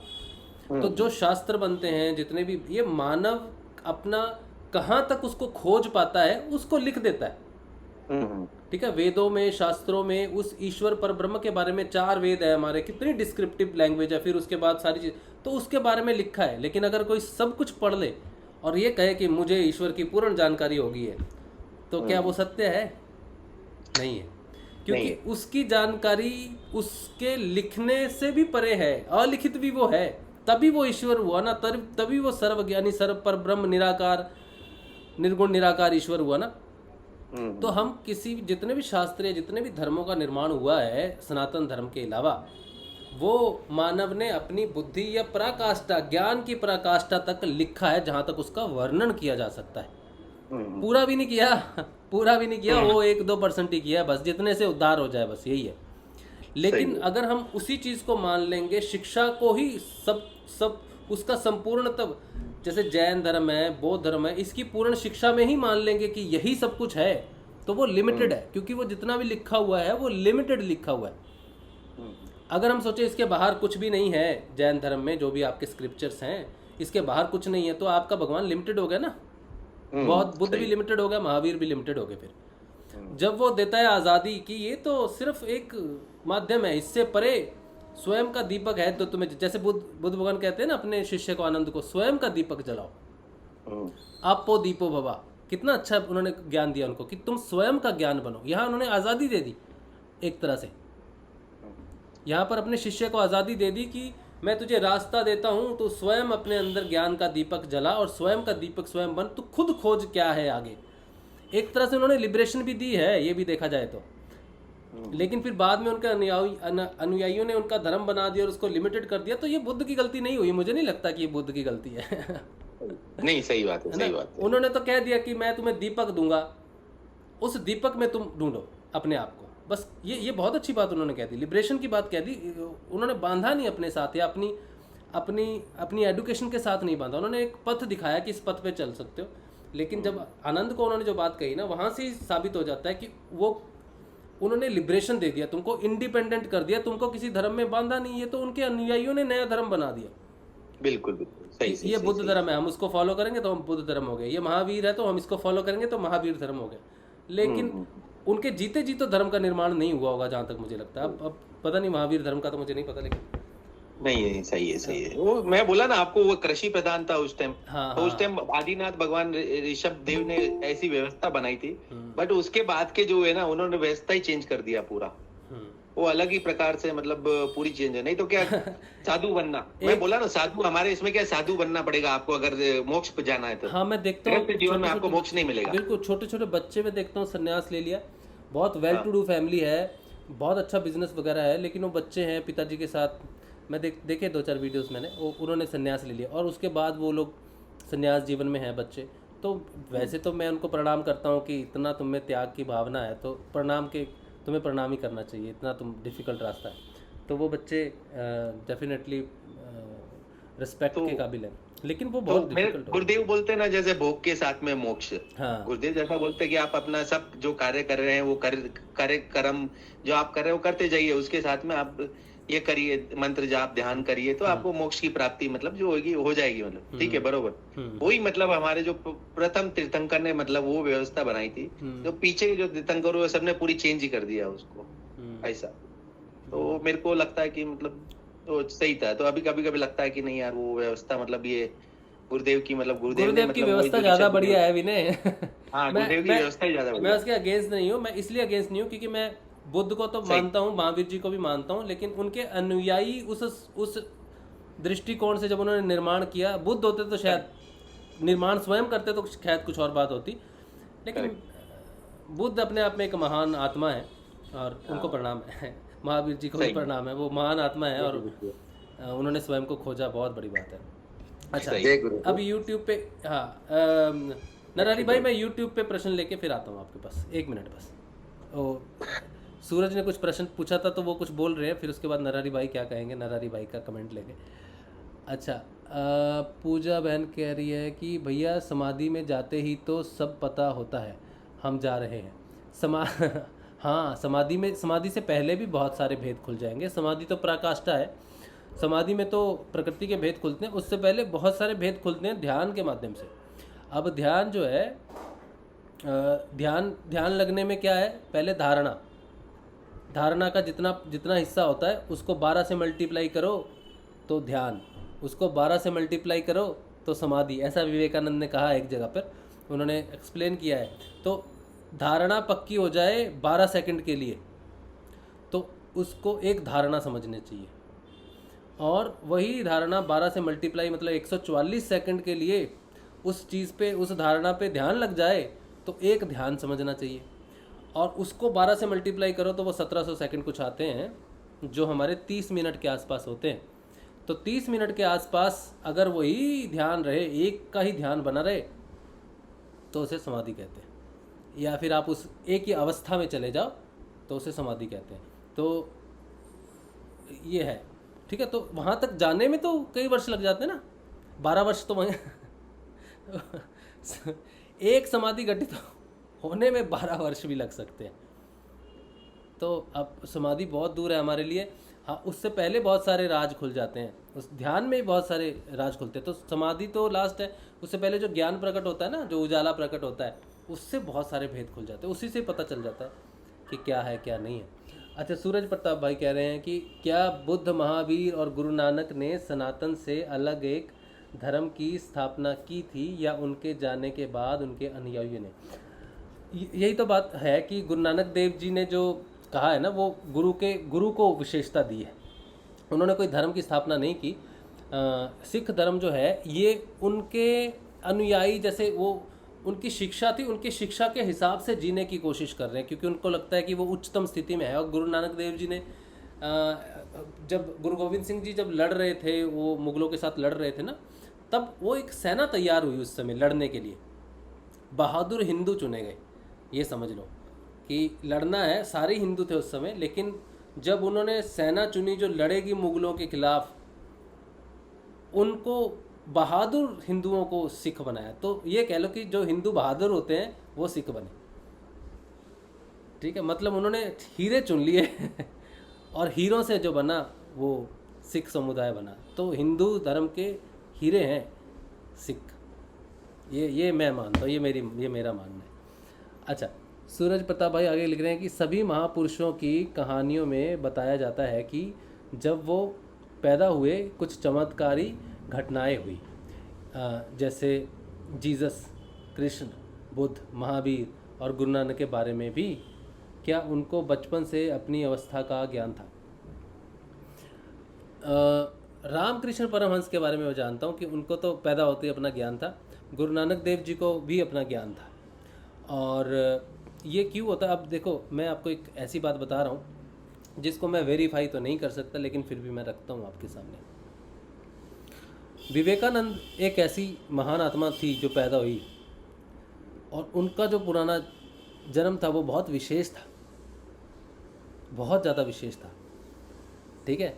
अब अगर मैं आपको सिर्फ एक क्लू दूं कि बुद्ध क्या विवेकानंद होके आ सकते हैं, क्योंकि वो तो निर्वाण को प्राप्त हो चुके, लेकिन वो समाधि तक की बात करके गए, ठीक है। अब विवेकानंद जब आए तो विवेकानंद को पूर्ण ज्ञान था, सिर्फ एक पर्दा डाला हुआ था उनके ऊपर में, सिर्फ गुरु ने ही समझ लो पर्दा डाला हुआ था, क्योंकि उनका आना ज़रूरी था।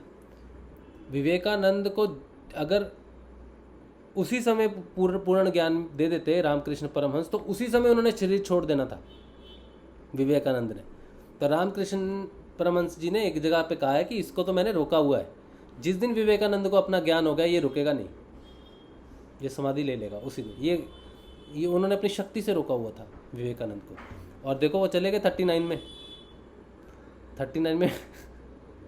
चले गए, क्योंकि जब उनके भाई को उन्होंने कहा कि अब मुझे शरीर छोड़ना है, तो उनके भाई ने कहा यार ये तो कायरों जैसी बात होगी, इतने विद्वान पंडित लोग तुम्हें इतना पसंद करते हैं, लोग तुम्हारे ज्ञान के लिए, तुम्हारे मार्गदर्शन के लिए खड़ा है पूरा विश्व, और तुम छोड़ने की बात कह रहे हो। तो उन्होंने कहा नहीं भैया, मेरी जो चेतना है वो समान, इस शरीर से इतनी ज़्यादा चेतना उठ रही, इतनी बढ़ रही है मेरी चेतना कि ये शरीर लिमिट हो जा रहा है, शरीर रोक रहा है उसको। तो उन्होंने फिर 4 साल बाद अपना शरीर छोड़ा, 1904 में शायद। तो वो एक महान आत्मा थे, और उनको इस चीज़ का डेफिनेटली ज्ञान रहता है, लेकिन एक आवरण रहता है। गुरुदेव के भी ऊपर एक छोटा सा आवरण था, या कह लो कि गुरुदेव को था ज्ञान, लेकिन उन्होंने उठने नहीं दी वो सारी चीज़ें, क्योंकि इतनी महान शक्ति वो नीचे आती है। अगर वो अपने आप को साबित कर देती, शुरू से ही साबित कर देती कि मुझे सब ज्ञान है, तो गुरु की महानता साबित नहीं होती, ठीक है। गुरु ही आवरण हटाता है, इसीलिए अपने ऊपर आवरण डाल के रखा हुआ था। कि बाबा अंगाईनाथ आएंगे, वो करते ना, उद्घाटन करते हैं ये लीजिए आपके सामने प्रस्तुत होते हैं कल की अवतार। तो गुरु का काम है। तो इन सबको अपना ज्ञान होता है, लेकिन गुरु की इतनी महत्ता है कि गुरु के बिना सामने नहीं आते। अच्छा, पूजा ठाकुर कह रही हैं लेकिन भैया सब दिखना शुरू हो जाता है। अब दिखने वाली बात जो है ना, ये सही, इस भूल है, ये दिखने वाली बात जो है ये भूल है। इस दिखने के चक्कर में ना पता नहीं कितने साधक बर्बाद हो गए, मैं आपको बोलता हूँ सच्ची। दिखने के चक्कर में कि मुझे दिखेगा, इस चक्कर में जो ध्यान 2 दिन में कंप्लीट हो सकता है उसको 20 वर्ष लग जाते हैं, सिर्फ कि मुझे दिखेगा। कब दिखेगा? क्योंकि दिखना एक लेवल के बाद शुरू होता है आपको एक जगह पे। लेकिन शुरुआत में साधक आज बैठा ध्यान में, एक दिन उसको कभी कुछ ध्यान लग गया, बस उसने सोच लिया अब मेरे को कुछ दिखेगा, बस वही सबसे बड़ा बैरियर उसके सामने प्रकट हो जाता है। और जिस काम को अगले दिन होना था वो 20 वर्ष तक नहीं होता, तब तक उसको समझ नहीं आती कि भैया दिखता विखता तो कुछ नहीं है। तो जब तक नहीं दिखता आपको कुछ भी, तो समझ लो कुछ नहीं दिखता, ठीक है? क्योंकि ये एक पूरा, अब ये बहुत बड़ी डिस्कशन है एक्चुअली। ये इस चीज़ पे तो अगर मैं बोलना बहुत कुछ चाहता हूँ इस चीज़ पे। ये जो भ्रम है ना साधकों के बीच में, ध्यान को लेके, समाधि को लेके, या फिर अपनी उच्च अवस्था को लेके, इसको तो मैं कूट के निकालना चाहता हूँ। मैं तो पर्सनल लेना चाहता हूँ इस बात को, पर्सनली इस बात को लेना चाहता हूँ। एक को पकड़ के कहना चाहता हूँ कि कौन उच्च साधक, कहाँ का, क्या कौन सी ऊर्जा, कुछ नहीं है। कुछ एक इंसान जब उच्चतम स्थिति में पहुंचता है, उस स्थिति में पहुंचने तक की यात्रा है, धीरे धीरे प्रकट होता है। एक दिन में कोई योग नहीं होता, एक दिन में कोई योग नहीं होता, कोई शक्ति प्रकट नहीं होती, कुछ नहीं प्रकट होता। इतनी धीरे धीरे धीरे चींटी की चाल चलता है साधक, तब जाके वो पहाड़ पे पहुंचता है। लेकिन पहाड़ पे आज सुबह यहाँ तक, रात को वहाँ पहुँच के ऐसा नहीं होगा। ध्यान गहरा होगा, ज्ञान प्राप्त होगा, प्रकाश होगा। अपना पहले अपने आप को देखोगे, सबसे पहले देखना है अपने अहंकार को, अपने गुस्से को। और ये दिखती नहीं चीज़ें, अहंकार का कोई आकार नहीं है। ओ आज मैंने ध्यान में अहंकार को देखा, एक राक्षस जैसा लग रहा था, काला काला सा, मैंने उसको काट दिया, ये फालतू है। मैंने काम को देखा, वो मेरे सामने था, मैंने उसको तलवार से काट दिया, ये फालतू है। नहीं दिखते और नहीं कटते, ठीक है? अहंकार हमारे कर्मों में दिखता है, हमें हमारी बातों में दिखता है। जब हम बात करते हैं किसी से, वो घटना घट जाती है, फिर हमें दिखता है यार इसमें अहंकार हो सकता है। और कुछ सूक्ष्म ऐसा होता है कि दूसरे दिखाते हैं, ए तू तो भाई अहंकार में बात कर रहा है, फिर वो सोचता है कि सच में अहंकार था क्या। तो ये चीज़ें दिखती नहीं, महसूस होती है। ये सूक्ष्म चीज़ें हैं, सूक्ष्म तत्व है सारा। सिर्फ शरीर दिखता है, भौतिक चीज़ें दिखती हैं, सूक्ष्म चीज़ें नहीं दिखती। तो सबसे पहले आपको सूक्ष्म चीज़ें दिखेंगी। एक दिव्य दृष्टि से जो दिखता है वो अलग चीज़ है, ठीक है? तो बहुत दूर की बात है। जहाँ जब तक हमारा सिर्फ ध्यान लग रहा है ना, हमें सिर्फ ध्यान में बैठना, अंधकार ही दिख रहा है, अंधकार ही दिखता है। सिर्फ अपने आप को देखना है कि हम क्या हैं, और वो सूक्ष्म है, वो भावात्मक है, ठीक है? कहीं मत फंसो बहन, कहीं मत फंसो, बस ध्यान करो। और अंधकार अगर दिखता है तो अंधकार ही है, सबके लिए है, सबके लिए अंधकार ही है। और ध्यान में आप जाओगे ना, ध्यान में भी शुरुआती अवस्था में अंधकार ही दिखेगा, ठीक है? जब वो चीज़ सामने आएगी, आपके सामने, बिल्कुल सामने आएगी। अध्यात्म इतना क्लियर है, इतना आसान है, जैसे 1 2 3 4 5 6 7 8 9 10, 1 के बाद 5, 5 के बाद 3, 3 के बाद 8, 8 के बाद 4, ऐसा नहीं है। बिल्कुल बहुत सहज, बहुत आसान। इससे आसान, अध्यात्म से आसान कुछ भी नहीं। अगर किसी को सुन के लगे कि अध्यात्म बड़ा डिफिकल्ट है, ये कब होगा, वो कब होगा, ये तो भैया मुश्किल हो जाएगी, तो समझो वो झूठ है। अगर किसी को सुन के लगे कि यार बहुत बहुत सही है, बहुत आसान है, वो सही है, क्योंकि अध्यात्म वाकई में बहुत आसान है। कॉम्प्लिकेशन सिर्फ ये दिख गया, वो दिख गया, ये पहुंच गया, वहाँ पहुंच गया, आज्ञा चक्र पे पहुंच गया, इस पे पहुंच गया, ये सिद्धि, वो सिद्धि, ये सारा भ्रमित खेल है और कुछ नहीं। हाँ चलो, अब नरहरि भाई के साथ चलते हैं। नरहरि भाई, अब आप बात कीजिए। जय गुरुदेव। जय गुरुदेव। सभी को जय श्री गुरुदेव। जय श्री। ये जो विषय चला कि अलग अलग धर्म किसने बनाए, ईश्वर ने क्यों बनाए, अलग अलग पंथ क्यों बने, ये बड़ा यूं मेरे जीवन में भी ये प्रश्न आया था। हाँ जी। तो गुरुदेव की कृपा से जो मुझे इसका ये जो उत्तर मिला ना, ये इस प्रकार से है हाँ जी।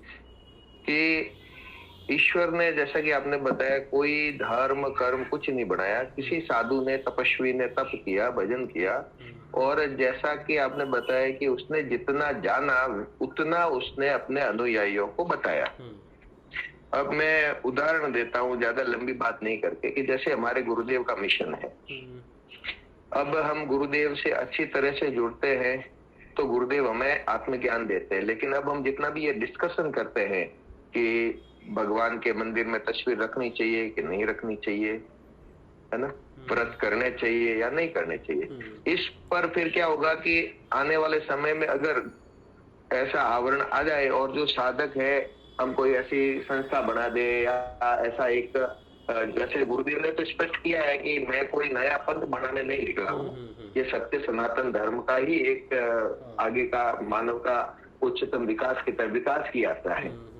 तो फिर अगर ऐसा नहीं हो, हमें पता है क्योंकि गुरुदेव पूर्ण अवतार और प्रकट हुए हैं, लेकिन पिछले समयों में ऐसा हुआ है कि फिर अनुयायी थे, उन्होंने एक संस्था जैसे बना ली या कुछ भी बना लिया, फिर उसमें रूल्स एंड रेगुलेशन दिए कि गुरु जी के यहाँ आओगे तो जूते खोल के अंदर आना है।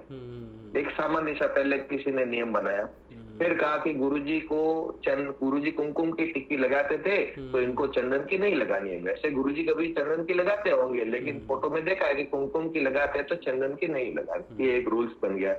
गुरुजी ने कहा इस साधना में अगरबत्ती की स्टिक नहीं लगी तो हम एक किताब लिखेंगे, उसमें लिखेंगे हमारे इस पंथ में, गुरुदेव श्री रामलाल जी सियाग के पंथ में अगरबत्ती नहीं करनी है। ये रूल्स बन गए, है ना। फिर ये होगा कि गुरुदेव व्हाइट कपड़े पहनते थे, तो अब इस संस्था में आने के लिए आपको व्हाइट कपड़े ही पहनने होंगे। इस धर्म को अपनाने के लिए आपको ये यूनिफॉर्म का कोड बन जाएगा। फिर ये जो मंत्र है ये किसी को नहीं देना है, तो ये रूल्स में आ गया। ये गुरुदेव की वाणी है तो ये सत्य रूल्स की है, तो ये रूल्स में आ गया। ऐसे कर करके रूल्स बने। फिर क्या हुआ कि अब बिना धन के तो कोई चलता नहीं है, दुकानदार कोई भी संस्था कैसे चलेगी, तो उसके लिए फिर फीस रखी जाए। अब ऐसे फीस तो नहीं रख सकते, तो क्या किया कि पिछले कुछ संस्थाओं ने कि इसमें आने के लिए आपका सब कुछ बेच के इसमें जमा करना पड़ेगा, फिर आप इस धर्म को अपना सकते हो, है ना। ये ऐसे चल भी रहे आजकल, कुछ ऐसे ब्रह्मा कुमारी या और एक दो है, तो उसमें ऐसा रूल्स होता है कि भाई आपको अपने धन संपत्ति जो भी है अपने नाम के उसको बेच के इस संस्था में जमा करो, फिर इसको आप फॉलो कर सकते, फिर उसमें आना आपको, नहीं तो नहीं आना। तो इस प्रकार से जो रूल्स एंड रेगुलेशन बनाए, फिर वो धर्म के ठेकेदार बन गए। तो जो मूल बात गुरुदेव ने कही हुई है, फिर देखा गया गुरुदेव की मूल बात तो कही हुई है कि भाई अगरबत्ती की स्टिक नहीं लगी, आने संस्था में आपको आना ही नहीं है। एक बार मंत्र लेने के बाद आपको डायरेक्ट जवाब गुरुदेव ने कहा है कि मैं अंदर ही तुम्हारे बैठा होते से जवाब दूंगा।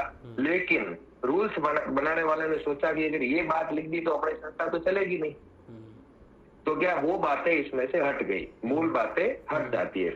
फिर ये होगा कि भाई अब आपको कुछ गुरुदेव ने कहा कि गुरु को दक्षिणा तो देनी पड़ती है, तो इस बात को इतना उस वीडियो को जैसे आपने काट दिया कि दक्षिणा तो गुरु दक्षिणा की परंपरा है।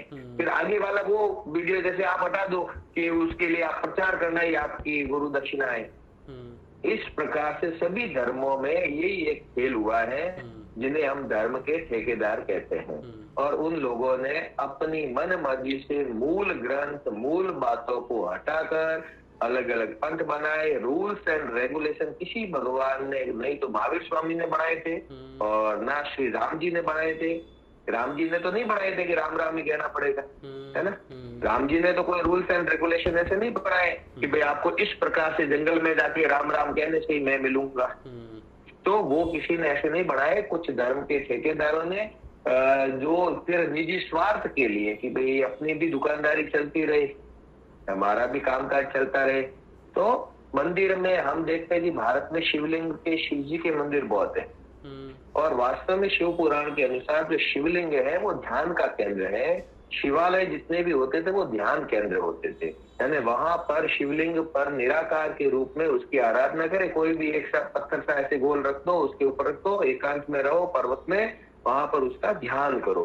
तो इस ध्यान की विधि थी और शास्त्र का मूल जो वेद है वो मूल चीज को ही लेता है, लेकिन फिर जैसे वेद को समझने के लिए उपनिषद बने, है ना, 18 पुराणे बने, तो एक्सप्लेन तो अच्छे कारण से किया होगा, लेकिन फिर उसके अंदर कुछ हो जाता है या कोई ऐसी देव योग से, तो उस कारण से ये सारे पंथ बने हैं। अब कबीर जी, अब लोग कहते हैं कबीर पंथी, मैंने देखा अब कबीर पंथी लोग हैं, उन्होंने तो कह दिया कि पत्थर पूजे हरि मिले तो मैं पूजू पहाड़। तो अभी मैं जहाँ पे जाता हूँ शिव जी का मंदिर है, वहाँ कबीर पंथी आए तो वो तो मंदिर में भी नहीं आते। अब कबीर जी ने तो समझाने के लिए कहा था ना भाई कि मंदिर में ही भगवान नहीं है, मंदिर में मूर्ति रूप में होते हैं वास्तव में। तो कबीर जी के मैं भजन सुनता हूँ तो पहले मैं नफरत, मतलब अच्छा नहीं लगता था मुझे, लेकिन जैसे ही मैंने उनकी वाणियां सुनी तो मुझे लगा ये तो बहुत पहुंचे हुए संत थे ये स्वयं तो। लेकिन अब उनके अनुयायी जो हैं, अब वो मंदिर में नहीं जाए, वो एक विशेष प्रकार की वेशभूषा पहने, विशेष प्रकार के रूल्स को फॉलो करे। तो कबीर जी ने तो ऐसा कहीं नहीं कहा कि भाई आपको ऐसे ही कपड़े पहनने पड़ेंगे, आपको मंदिर में जाना ही नहीं है। उन्होंने तो समझाने के लिए कहा था कि भाई मंदिर में ही सिर्फ भगवान नहीं है, सिर्फ पत्थर को पूजने से कुछ नहीं होगा, अंदर की ज्योत को जलाना है, अंदर से आगे बढ़ना है। तो अब वो तो चीजें पीछे रह गई और उनके रूल्स एंड रेगुलेशन बढ़े और वो सारे अलग, सनातन से एक अलग सा सिस्टम बढ़ गया। और कई जगह तो कबीरपंथी जो प्रचार करने जाते हैं तो सनातन वाले उनको कूट देते हैं, उनके साथ मारपीट कर देते हैं कि तुम तो धर्म परिवर्तन करवाने आ रहे हो। मतलब इतना उसके अंदर घालमेल हो गया।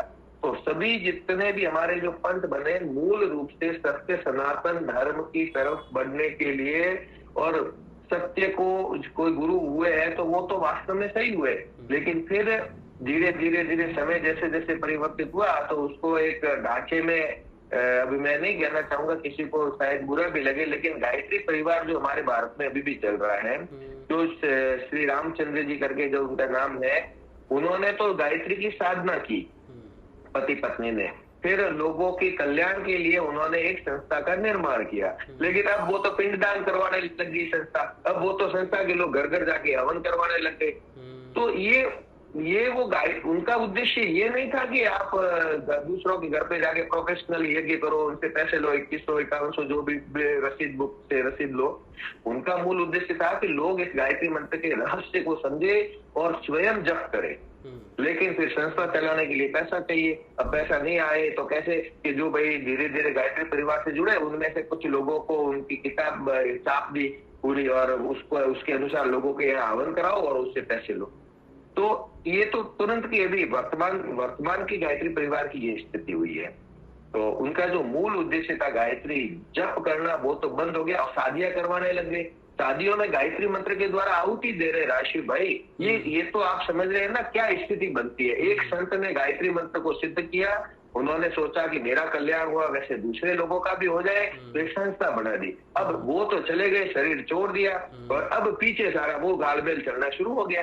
तो यानी कि मूल जो उद्देश्य था उनका, जिन्होंने संस्था की स्थापना की थी, वो था कि हमारी सत्य सनातन धर्म में एक गायत्री मंत्र में इतना पावर है जो इतनी चेतना को ऊंचा उठा सकता है। गृहस्थी में रहते हुए भी तो सभी लोग करेंगे तो कल्याण होगा, उनका अच्छा उद्देश्य था। लेकिन उनके शिष्य या उनके जो आगे जो थे उन्होंने उस प्रकार से उसके अंदर वो सारा एक सिस्टमेटिक और पूरा अलग से सिस्टम हो गया।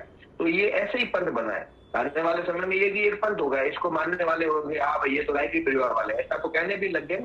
तो वो की वो स्थिति बनती है, इसलिए ये सारे धर्म धीरे धीरे बड़े स्तर पर धर्म बढ़ गए, उनके रूल्स एंड रेगुलेशन की बुक्स प्रिंट हो गई। तो ऐसे ही बना है। मूल रूप से किसी संत ने तपस्या की, अपना कल्याण किया, उसने सोचा जैसा मेरा कल्याण हुआ है औरों का भी परोपकार हो, तो उन्होंने उसके लिए शिष्यों को बताया। लेकिन वो शिष्य ही कोई ऐसे फिर उसमें लाभ अपना फायदा देखने वाले होते गए। तो और हमारे इस मिशन में भी हम देखने को मिल रहा है कि किसी को कोई उपाय बताए जा रहे हैं। अब गुरुदेव ने तो एक ही उपाय बताया, भाई नाम जप और ध्यान करना है ना। तो ये तो हम आंखों से देख रहे हैं, वर्तमान में देख रहे हैं, ऐसी परिस्थितियां देख रहे हैं। और लोग उसमें कुछ लोग वापस ये भी वीडियो बताए कि हाँ मुझे लाभ भी हुआ, क्योंकि वो मनोमय थे, कोष का खेल हो गया। तो उसने ऐसा बताया था, 10 लोगों को उन्होंने बताया कि भाई उनका भला हो गया था, इससे मेरा भी हो गया।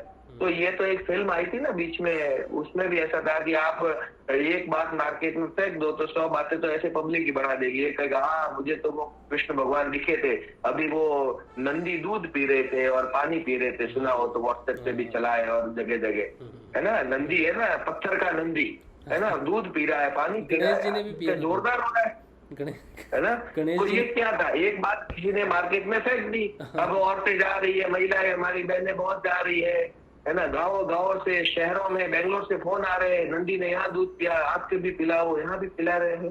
तो ये ऐसे रहता है। तो इसलिए ये मनोमय कोष में सारे होते हैं। अब कोई कहे, ईगो हर्ट होता है कि भाई आप तो एक महिला बोल दे कि मेरा तो दूध पिया, वो बोले कि भाई मैंने मेरे भी पिया, मना कर दे तो कि क्या भगवान तेरे पे नाराज होते हैं।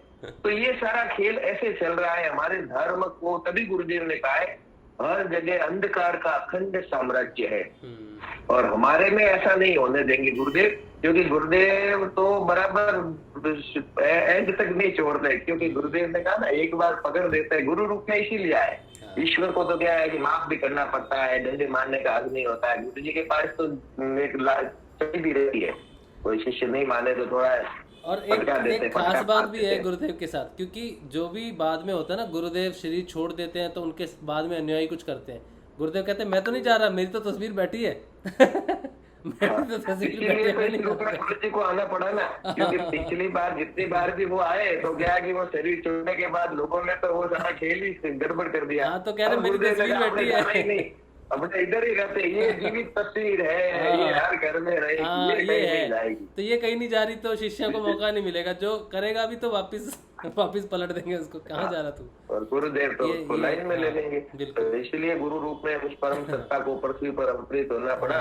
और ये सारे कह सकते हैं धर्म के ठेकेदार हो, किसी भी धर्म में हो, देखिए सभी धर्मों में धर्म कोई बुरा नहीं है। सभी धर्म का मूल उनके जो उन्होंने संस्थापक कह सकते हैं, या इन्होंने चेतना को उस स्तर पर लेके उन्होंने अपना सब कुछ लोक कल्याण के लिए बताने के लिए शिष्यों को बताया। फिर शिष्य होंगे ऐसे कोई मेरे जैसे लालची लोग भी ऐसे, तो उन्होंने अपने फायदे के लिए सारा ऐसा कुछ कर दिया होगा। तो इसलिए अलग अलग धर्म बना दिए, पंथ बना दिए। अब हम जैसे जैन धर्म की बात करते हैं, तो ऐसे कैसे कोई कह सकता है, अभी शायद रजिस्टर्ड हुआ कि भाई ये अलग एक धर्म अलग ही, ये कोई अलग रिलीजन नहीं। आज तक इनके जैनों में हम स्थापना करवाने जाते हैं, कुल देवी है वो की वो सनातन धर्म की है, किसी की तो आशापुरी है ना, किसी की हमारे ये मिलाना पे ये अपने है जोधपुर के पास आया हुआ स्थान है, वहां के कुल देवी है। तो अगर ये सनातनी नहीं होते तो कुल देवी ऐसे कैसे हो गई, है ना। क्षेत्रपाल है इनके, तो सारे क्षेत्रपाल जो मानते माता जी के साथ में है, तो कोई सीधे क्षेत्रपाल को मानते हमारे इधर है ना, कोई इधर एक और आए हुए हैं पालना के पास उधर, तो फिर तो कैसे अलग हो गए। तो सभी नाम है, नामों में भी तो वो सब नाम आ रहे हैं अच्छे अच्छे, किसी के कोई राम जी नाम आ रहा है, पीछे लग रहा है, आगे उनका कोई ऐसा नाम आ रहा है, सभी किसी का कृष्ण का नाम आ रहा है, सनातनी नाम आ रहे हैं। ये सब एक षड्यंत्र के रूप में हमारे धर्म को एक तमोगुण ने अपने वश में करने के लिए, या कहें कलयुग के प्रभाव ने सारा हमारे सत्य सनातन धर्म को बिखेरने के लिए ये सारे अलग अलग कर दिए। अभी धीरे धीरे ऐसा कुछ हो तो और किसी धर्म की आप स्थापना कर दो, उसके अनुयायी बन जाएंगे, तो फिर वो ऐसा अलग धर्म हो जाएगा। तो ये धीरे धीरे होता है। जैसे बिश्नोई है एक जाति है, तो वास्तविक रूप से मूल सनातनी है। सिख जैसा कि आपने बताया मूल सनातनी है। अब गुरु ग्रंथ साहिब में तो कृष्ण का वर्णन आता है, धर्म का वर्णन आता है, सत्य का वर्णन आता है, उस भाषा में आ रहा है। जैसे कि आपको पता हो तो जैसे तुलसीदास जी ने जब भी ये रामायण लिखी, उससे पहले क्या संस्कृत में थी, फिर लौकिक भाषा में नहीं थी, तो तुलसीदास जी ने लिखी। तो लौकिक भाषा में इसलिए लिखी कि हर एक समझ सके, सामान्य जो भाषा बोलता है वो समझ सके। तो अब जो तुलसीदास जी को मानने वाले हो गए वे वैष्णव कहलाने लगे। अब वो तो अलग वैष्णव है। फिर रूल्स कैसा बन गया रहा शिव भाई की, जो वैष्णव है वो शिव को नहीं मानेंगे। ये तो झगड़ा है, भेद हो गया। वो लंबा गोल तिलक करेंगे, वो शिव को नहीं मानेंगे, और वो शैव जो है वो वैष्णव को नहीं मानेंगे। अब ये किसने बता दिया? स्वयं नारायण तो शिव की आराधना करते हैं, शिव नारायण की आराधना करते हैं, इसमें भेद हो गया। ये इसके मंदिर नहीं जाएंगे, ये इसके मंदिर नहीं जाएंगे, और आपस में भयंकर झगड़े होते हैं इनके। बिल्कुल सही बात है। अब ये कैसा, विष्णु और शिव लड़ रहे हैं, मतलब यही हुआ ना। तो इतना मतलब भयंकर अंधकार हो गया। और देखो हमारे गुरुदेव विष्णु और शिव एक ही जगह बैठे हुए, एक ही तस्वीर में बैठे हुए, बिल्कुल एक ही तस्वीर में बैठे, और एक ही तो है, दो तो है ही नहीं, हाँ दो की एक तो ही बात है, ही एक नहीं ही है। तत्व तो एक ही है, वही तो मार काट चल रही कि एक ही है। इसीलिए तो भगवान बुद्धदेव को आना पड़ा इस पृथ्वी पर, और ये सारे धर्म पंथ ऐसा भारत में इस जो हमारे सदगुरुदेव श्री रामलाल जी त्याग जो बता रहे हैं ना, ऐसा अभी तक कोई धर्म नहीं बता रहा है। सत्य सनातन धर्म बता रहा है, लेकिन उजागर नहीं होने दिया, अद्वैतवाद को उजागर नहीं होने दिया। क्यों नहीं होने दिया, इसका भी बहुत बड़ा कारण है। क्योंकि अगर अद्वैत हो जाए तो जितने ये पंथ बने हुए हैं भारत के अंदर, 84 लगभग ऐसे अलग अलग ऐसे डिपार्टमेंट बने हुए हमारे धर्म के। कोई वैष्णवी, कोई देवी के उपासक है तो वो देवी को ही मानते हैं, कोई शिव के उपासक है, कोई द्वारिकाधीश को मानेंगे तो द्वारकाधीश को तो मानेंगे, राम जी को नहीं मानेंगे। मतलब इतने हो गए हैं। कोई वो राधे को मान रहे तो वो राधे को मानेंगे लेकिन शिव जी को नहीं मानेंगे। मतलब इतने हो गए हैं, और उनके सभी क्या मंदिर अलग अलग है, उसके मत अलग अलग होते हैं, उनके स्थान अलग अलग होते हैं। तो अभी एकीकृत हो जाए तो सारी वो हमारी दुकानदारी थोड़ा फर्क पड़ जाए उस पे। तो ये बहुत महत्वपूर्ण है। हालांकि सभी के कुछ लोग तो उनके जो है उनको खुद को भी पता नहीं कि सत्य क्या है, क्योंकि एक जो सिस्टम बनाया गया, वैसे वैष्णव एक संप्रदाय है। वैष्णव संप्रदाय अभी एक जाति बन गई वैष्णव। क्यों बनी? क्योंकि वो जो विष्णु को मानने वाले संत हुए, साधु हुए, पहले जैसे संत हो गए साहब कि हाँ वैष्णव पंथी में चले गए। फिर क्या हुआ कि उन्होंने शादी कर ली, अब तो उनकी जाति क्या बनी, तो वो वैष्णव जाति बन गई। फिर उनका गोत्र क्या बनेगा, तो गोत्र तो क्यों हुआ, कोई भी जाति का तो वैष्णव पंथी हो जाता था, तो उनका वो गोत्र बना जो उनका अखाड़ा था। कोई रामावत हो गए, कोई ऐसे अलग अलग हो गए। तो इसका मूल कारण हमारे जो धर्म है, उस धर्म के मूल में कोई नहीं जाना चाहता। ऊपर ऊपर की खिचड़ी है वो सभी खाना चाहते हैं, और सभी इतनी मतलब जातियां तक बढ़ गई। नाथ, आपको पता है, इधर मांगने आते हैं, कौन है कि हम नाथ है, मांगने आते हैं भिखारी के रूप में। अच्छा, नरेश भाई को पता होगा, अपने क्षेत्र में आते हैं ना कि ये नाथ है ना। तो नाथ है और वो भिक्षु की तरह मांग रहे हैं।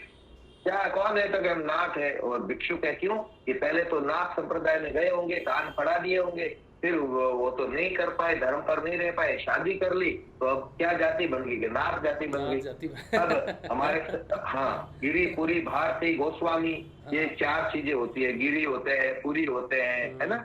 ये क्या है? ये अखाड़ों की जातियां, मतलब उनका नाम है ना। लेकिन अब उनमें से किसी ने शादियां कर लिया आके, तो अब क्या हो गया? आपकी गृहस्थी है, गिरी जी है, पुरी जी है, भारती जी है, गोस्वामी जी हो गए। अब ये कहां से हो गए भाई? जो संत हुए, पुनः शादियां की, तो वो तो जातियां बन गई। तो अब बताओ, अब कैसे हमारे धर्म को मूल तक कैसे कोई जा सकता है? क्योंकि ये गुरु के अनुसार वो पंथ बने थे, लेकिन अब वो तो जाति के रूप में हो गए। अब उनकी हमको तो समस्या आती है कि उनके घर में कौन से देवता को बिठाए, उनकी तो कुल देवी होती नहीं। अब क्योंकि नाथ जो शिव थे, वो तो शिव को ही मानने वाले, पार्वती को भी नहीं मानने वाले। तो ऐसे कई ऐसे विषय वस्तु, बहुत लंबा विषय है ये। मूल यही बात है कि जो सिद्ध हुए हैं, जो महापुरुष हुए हैं, उन्होंने किसी संप्रदाय, किसी पंथ विशेष की कोई रचना नहीं की। उनका कोई ऐसा प्लान नहीं था। उनके पीछे अनुयायी हुए, और उन्होंने अपनी उदर पूर्ति के लिए, अपने बिजनेस को सेट करने के लिए, ये समझो, उन्होंने सारे ग्रंथ बाद में लिखे, और फिर वो रूल्स एंड रेगुलेशन बना के वो दुकानदारी चल रही है, और बहुत ढलने से चल रही है। और सदगुरुदेव है, अब वो नहीं चलने देंगे। और ये गुरुदेव ना तो कोई नया पंथ बनाएंगे, ना कोई नया धर्म बनाएंगे। सत्य सनातन का जो मूल सिद्धांत है, उसी को हम सब फॉलो कर रहे हैं। और इसमें जैसा कि आपने बहुत अच्छी बात कही कि दूसरे तो चले गए शरीर छोड़ के, इसलिए पीछे गड़बड़ हो गई। ये तो कह रहे मेरी तस्वीर नहीं मरेगी, ये जिंदा रहेगी। यानी वो कहीं गए ही नहीं है। और जब कहीं नहीं गए हैं तो कोई शिष्य गड़बड़ नहीं कर सकता। और मैं आंखों से देख रहा हूँ, जो शिष्य गड़बड़ करता है, गुरुदेव जी बहुत बड़ा प्यारा डंडा रखते हैं, आवाज भी नहीं आती है और बराबर लगाते हैं। जय श्री गुरुदेव, जय गुरुदेव। चलिए, जय गुरुदेव। बहुत बढ़िया नरहरि भाई ने बहुत अच्छा बताया। कोई गड़बड़ नहीं करना, कोई गड़बड़ नहीं करना कहीं भी। गुरुदेव बैठे हैं, ठीक है। चलिए, आज का सेशन यहीं पे रखते हैं। उम्मीद है कि जो प्रश्न था समाधि और समाधि में, जो गुरु भाई का प्रश्न था, वो क्लियर हुआ होगा। उसके साथ और भी बहुत सारी चीज़ें हैं जो क्लियर हुई हैं। और ऐसे ही गुरुदेव सत्संग से हमारा मार्गदर्शन करते रहें, हम मूल से जुड़े रहें। हम सब यही प्रार्थना करते हैं कि हम सब भी मूल से जुड़े रहें, क्योंकि हम सब भी अभी उस स्थिति में नहीं हैं, अज्ञान स्थिति में ही हैं। बस थोड़ा बहुत जितना गुरुदेव करवा देते हैं कर लेते हैं, लेकिन महाज्ञानी हम में से कोई भी नहीं है। तो हम ऐसी कोई गलती ना करें, ऐसी प्रार्थना हम गुरुदेव के चरणों में करते हैं और सदैव उनका ही मार्गदर्शन हमें हर माध्यम से प्राप्त हो और जैसा वो चाहते थे वैसा हम कर सकें और सबको एकत्व में लेके आएँ। सबको गुरुदेव का जो वाणी है, गुरुदेव का जो मैसेज है, नाम जपो और ध्यान करो, बस बाकी कुछ नहीं करना भाई, ठीक है। इस चीज़ में लेके आएँ, यही सबसे बड़ी बात होगी हमारे लिए, हमारा यही कार्य होना चाहिए। चलो गुरुदेव का प्रचार कीजिए, कल की अवतार का प्रचार कीजिए। गुरुदेव ने कहा कि मैं कल की हूँ, तो जो लोग कल की का इंतज़ार कर रहे हैं, शबरी की तरह बैठे हैं, उन तक पहुँचना है। ये हम कर सकते हैं। चलिए आज का सेशन यहीं पे रखते हैं, फिर कल मिलते हैं सुबह के ध्यान में। आज के आनंद जी जय, अच्छा आज को चलो सूरज भाई को तो आनंद आ गया, बहुत अच्छी बात है भाई। कल पूजा गुरु बहन वाला टॉपिक ले लेना। हाँ पता नहीं क्या टॉपिक था उनका, वो बहुत सारे टॉपिक थे, फिर से वो कल प्रश्न पूछ लेंगे तो देख लेंगे क्या करते हैं गुरुदेव।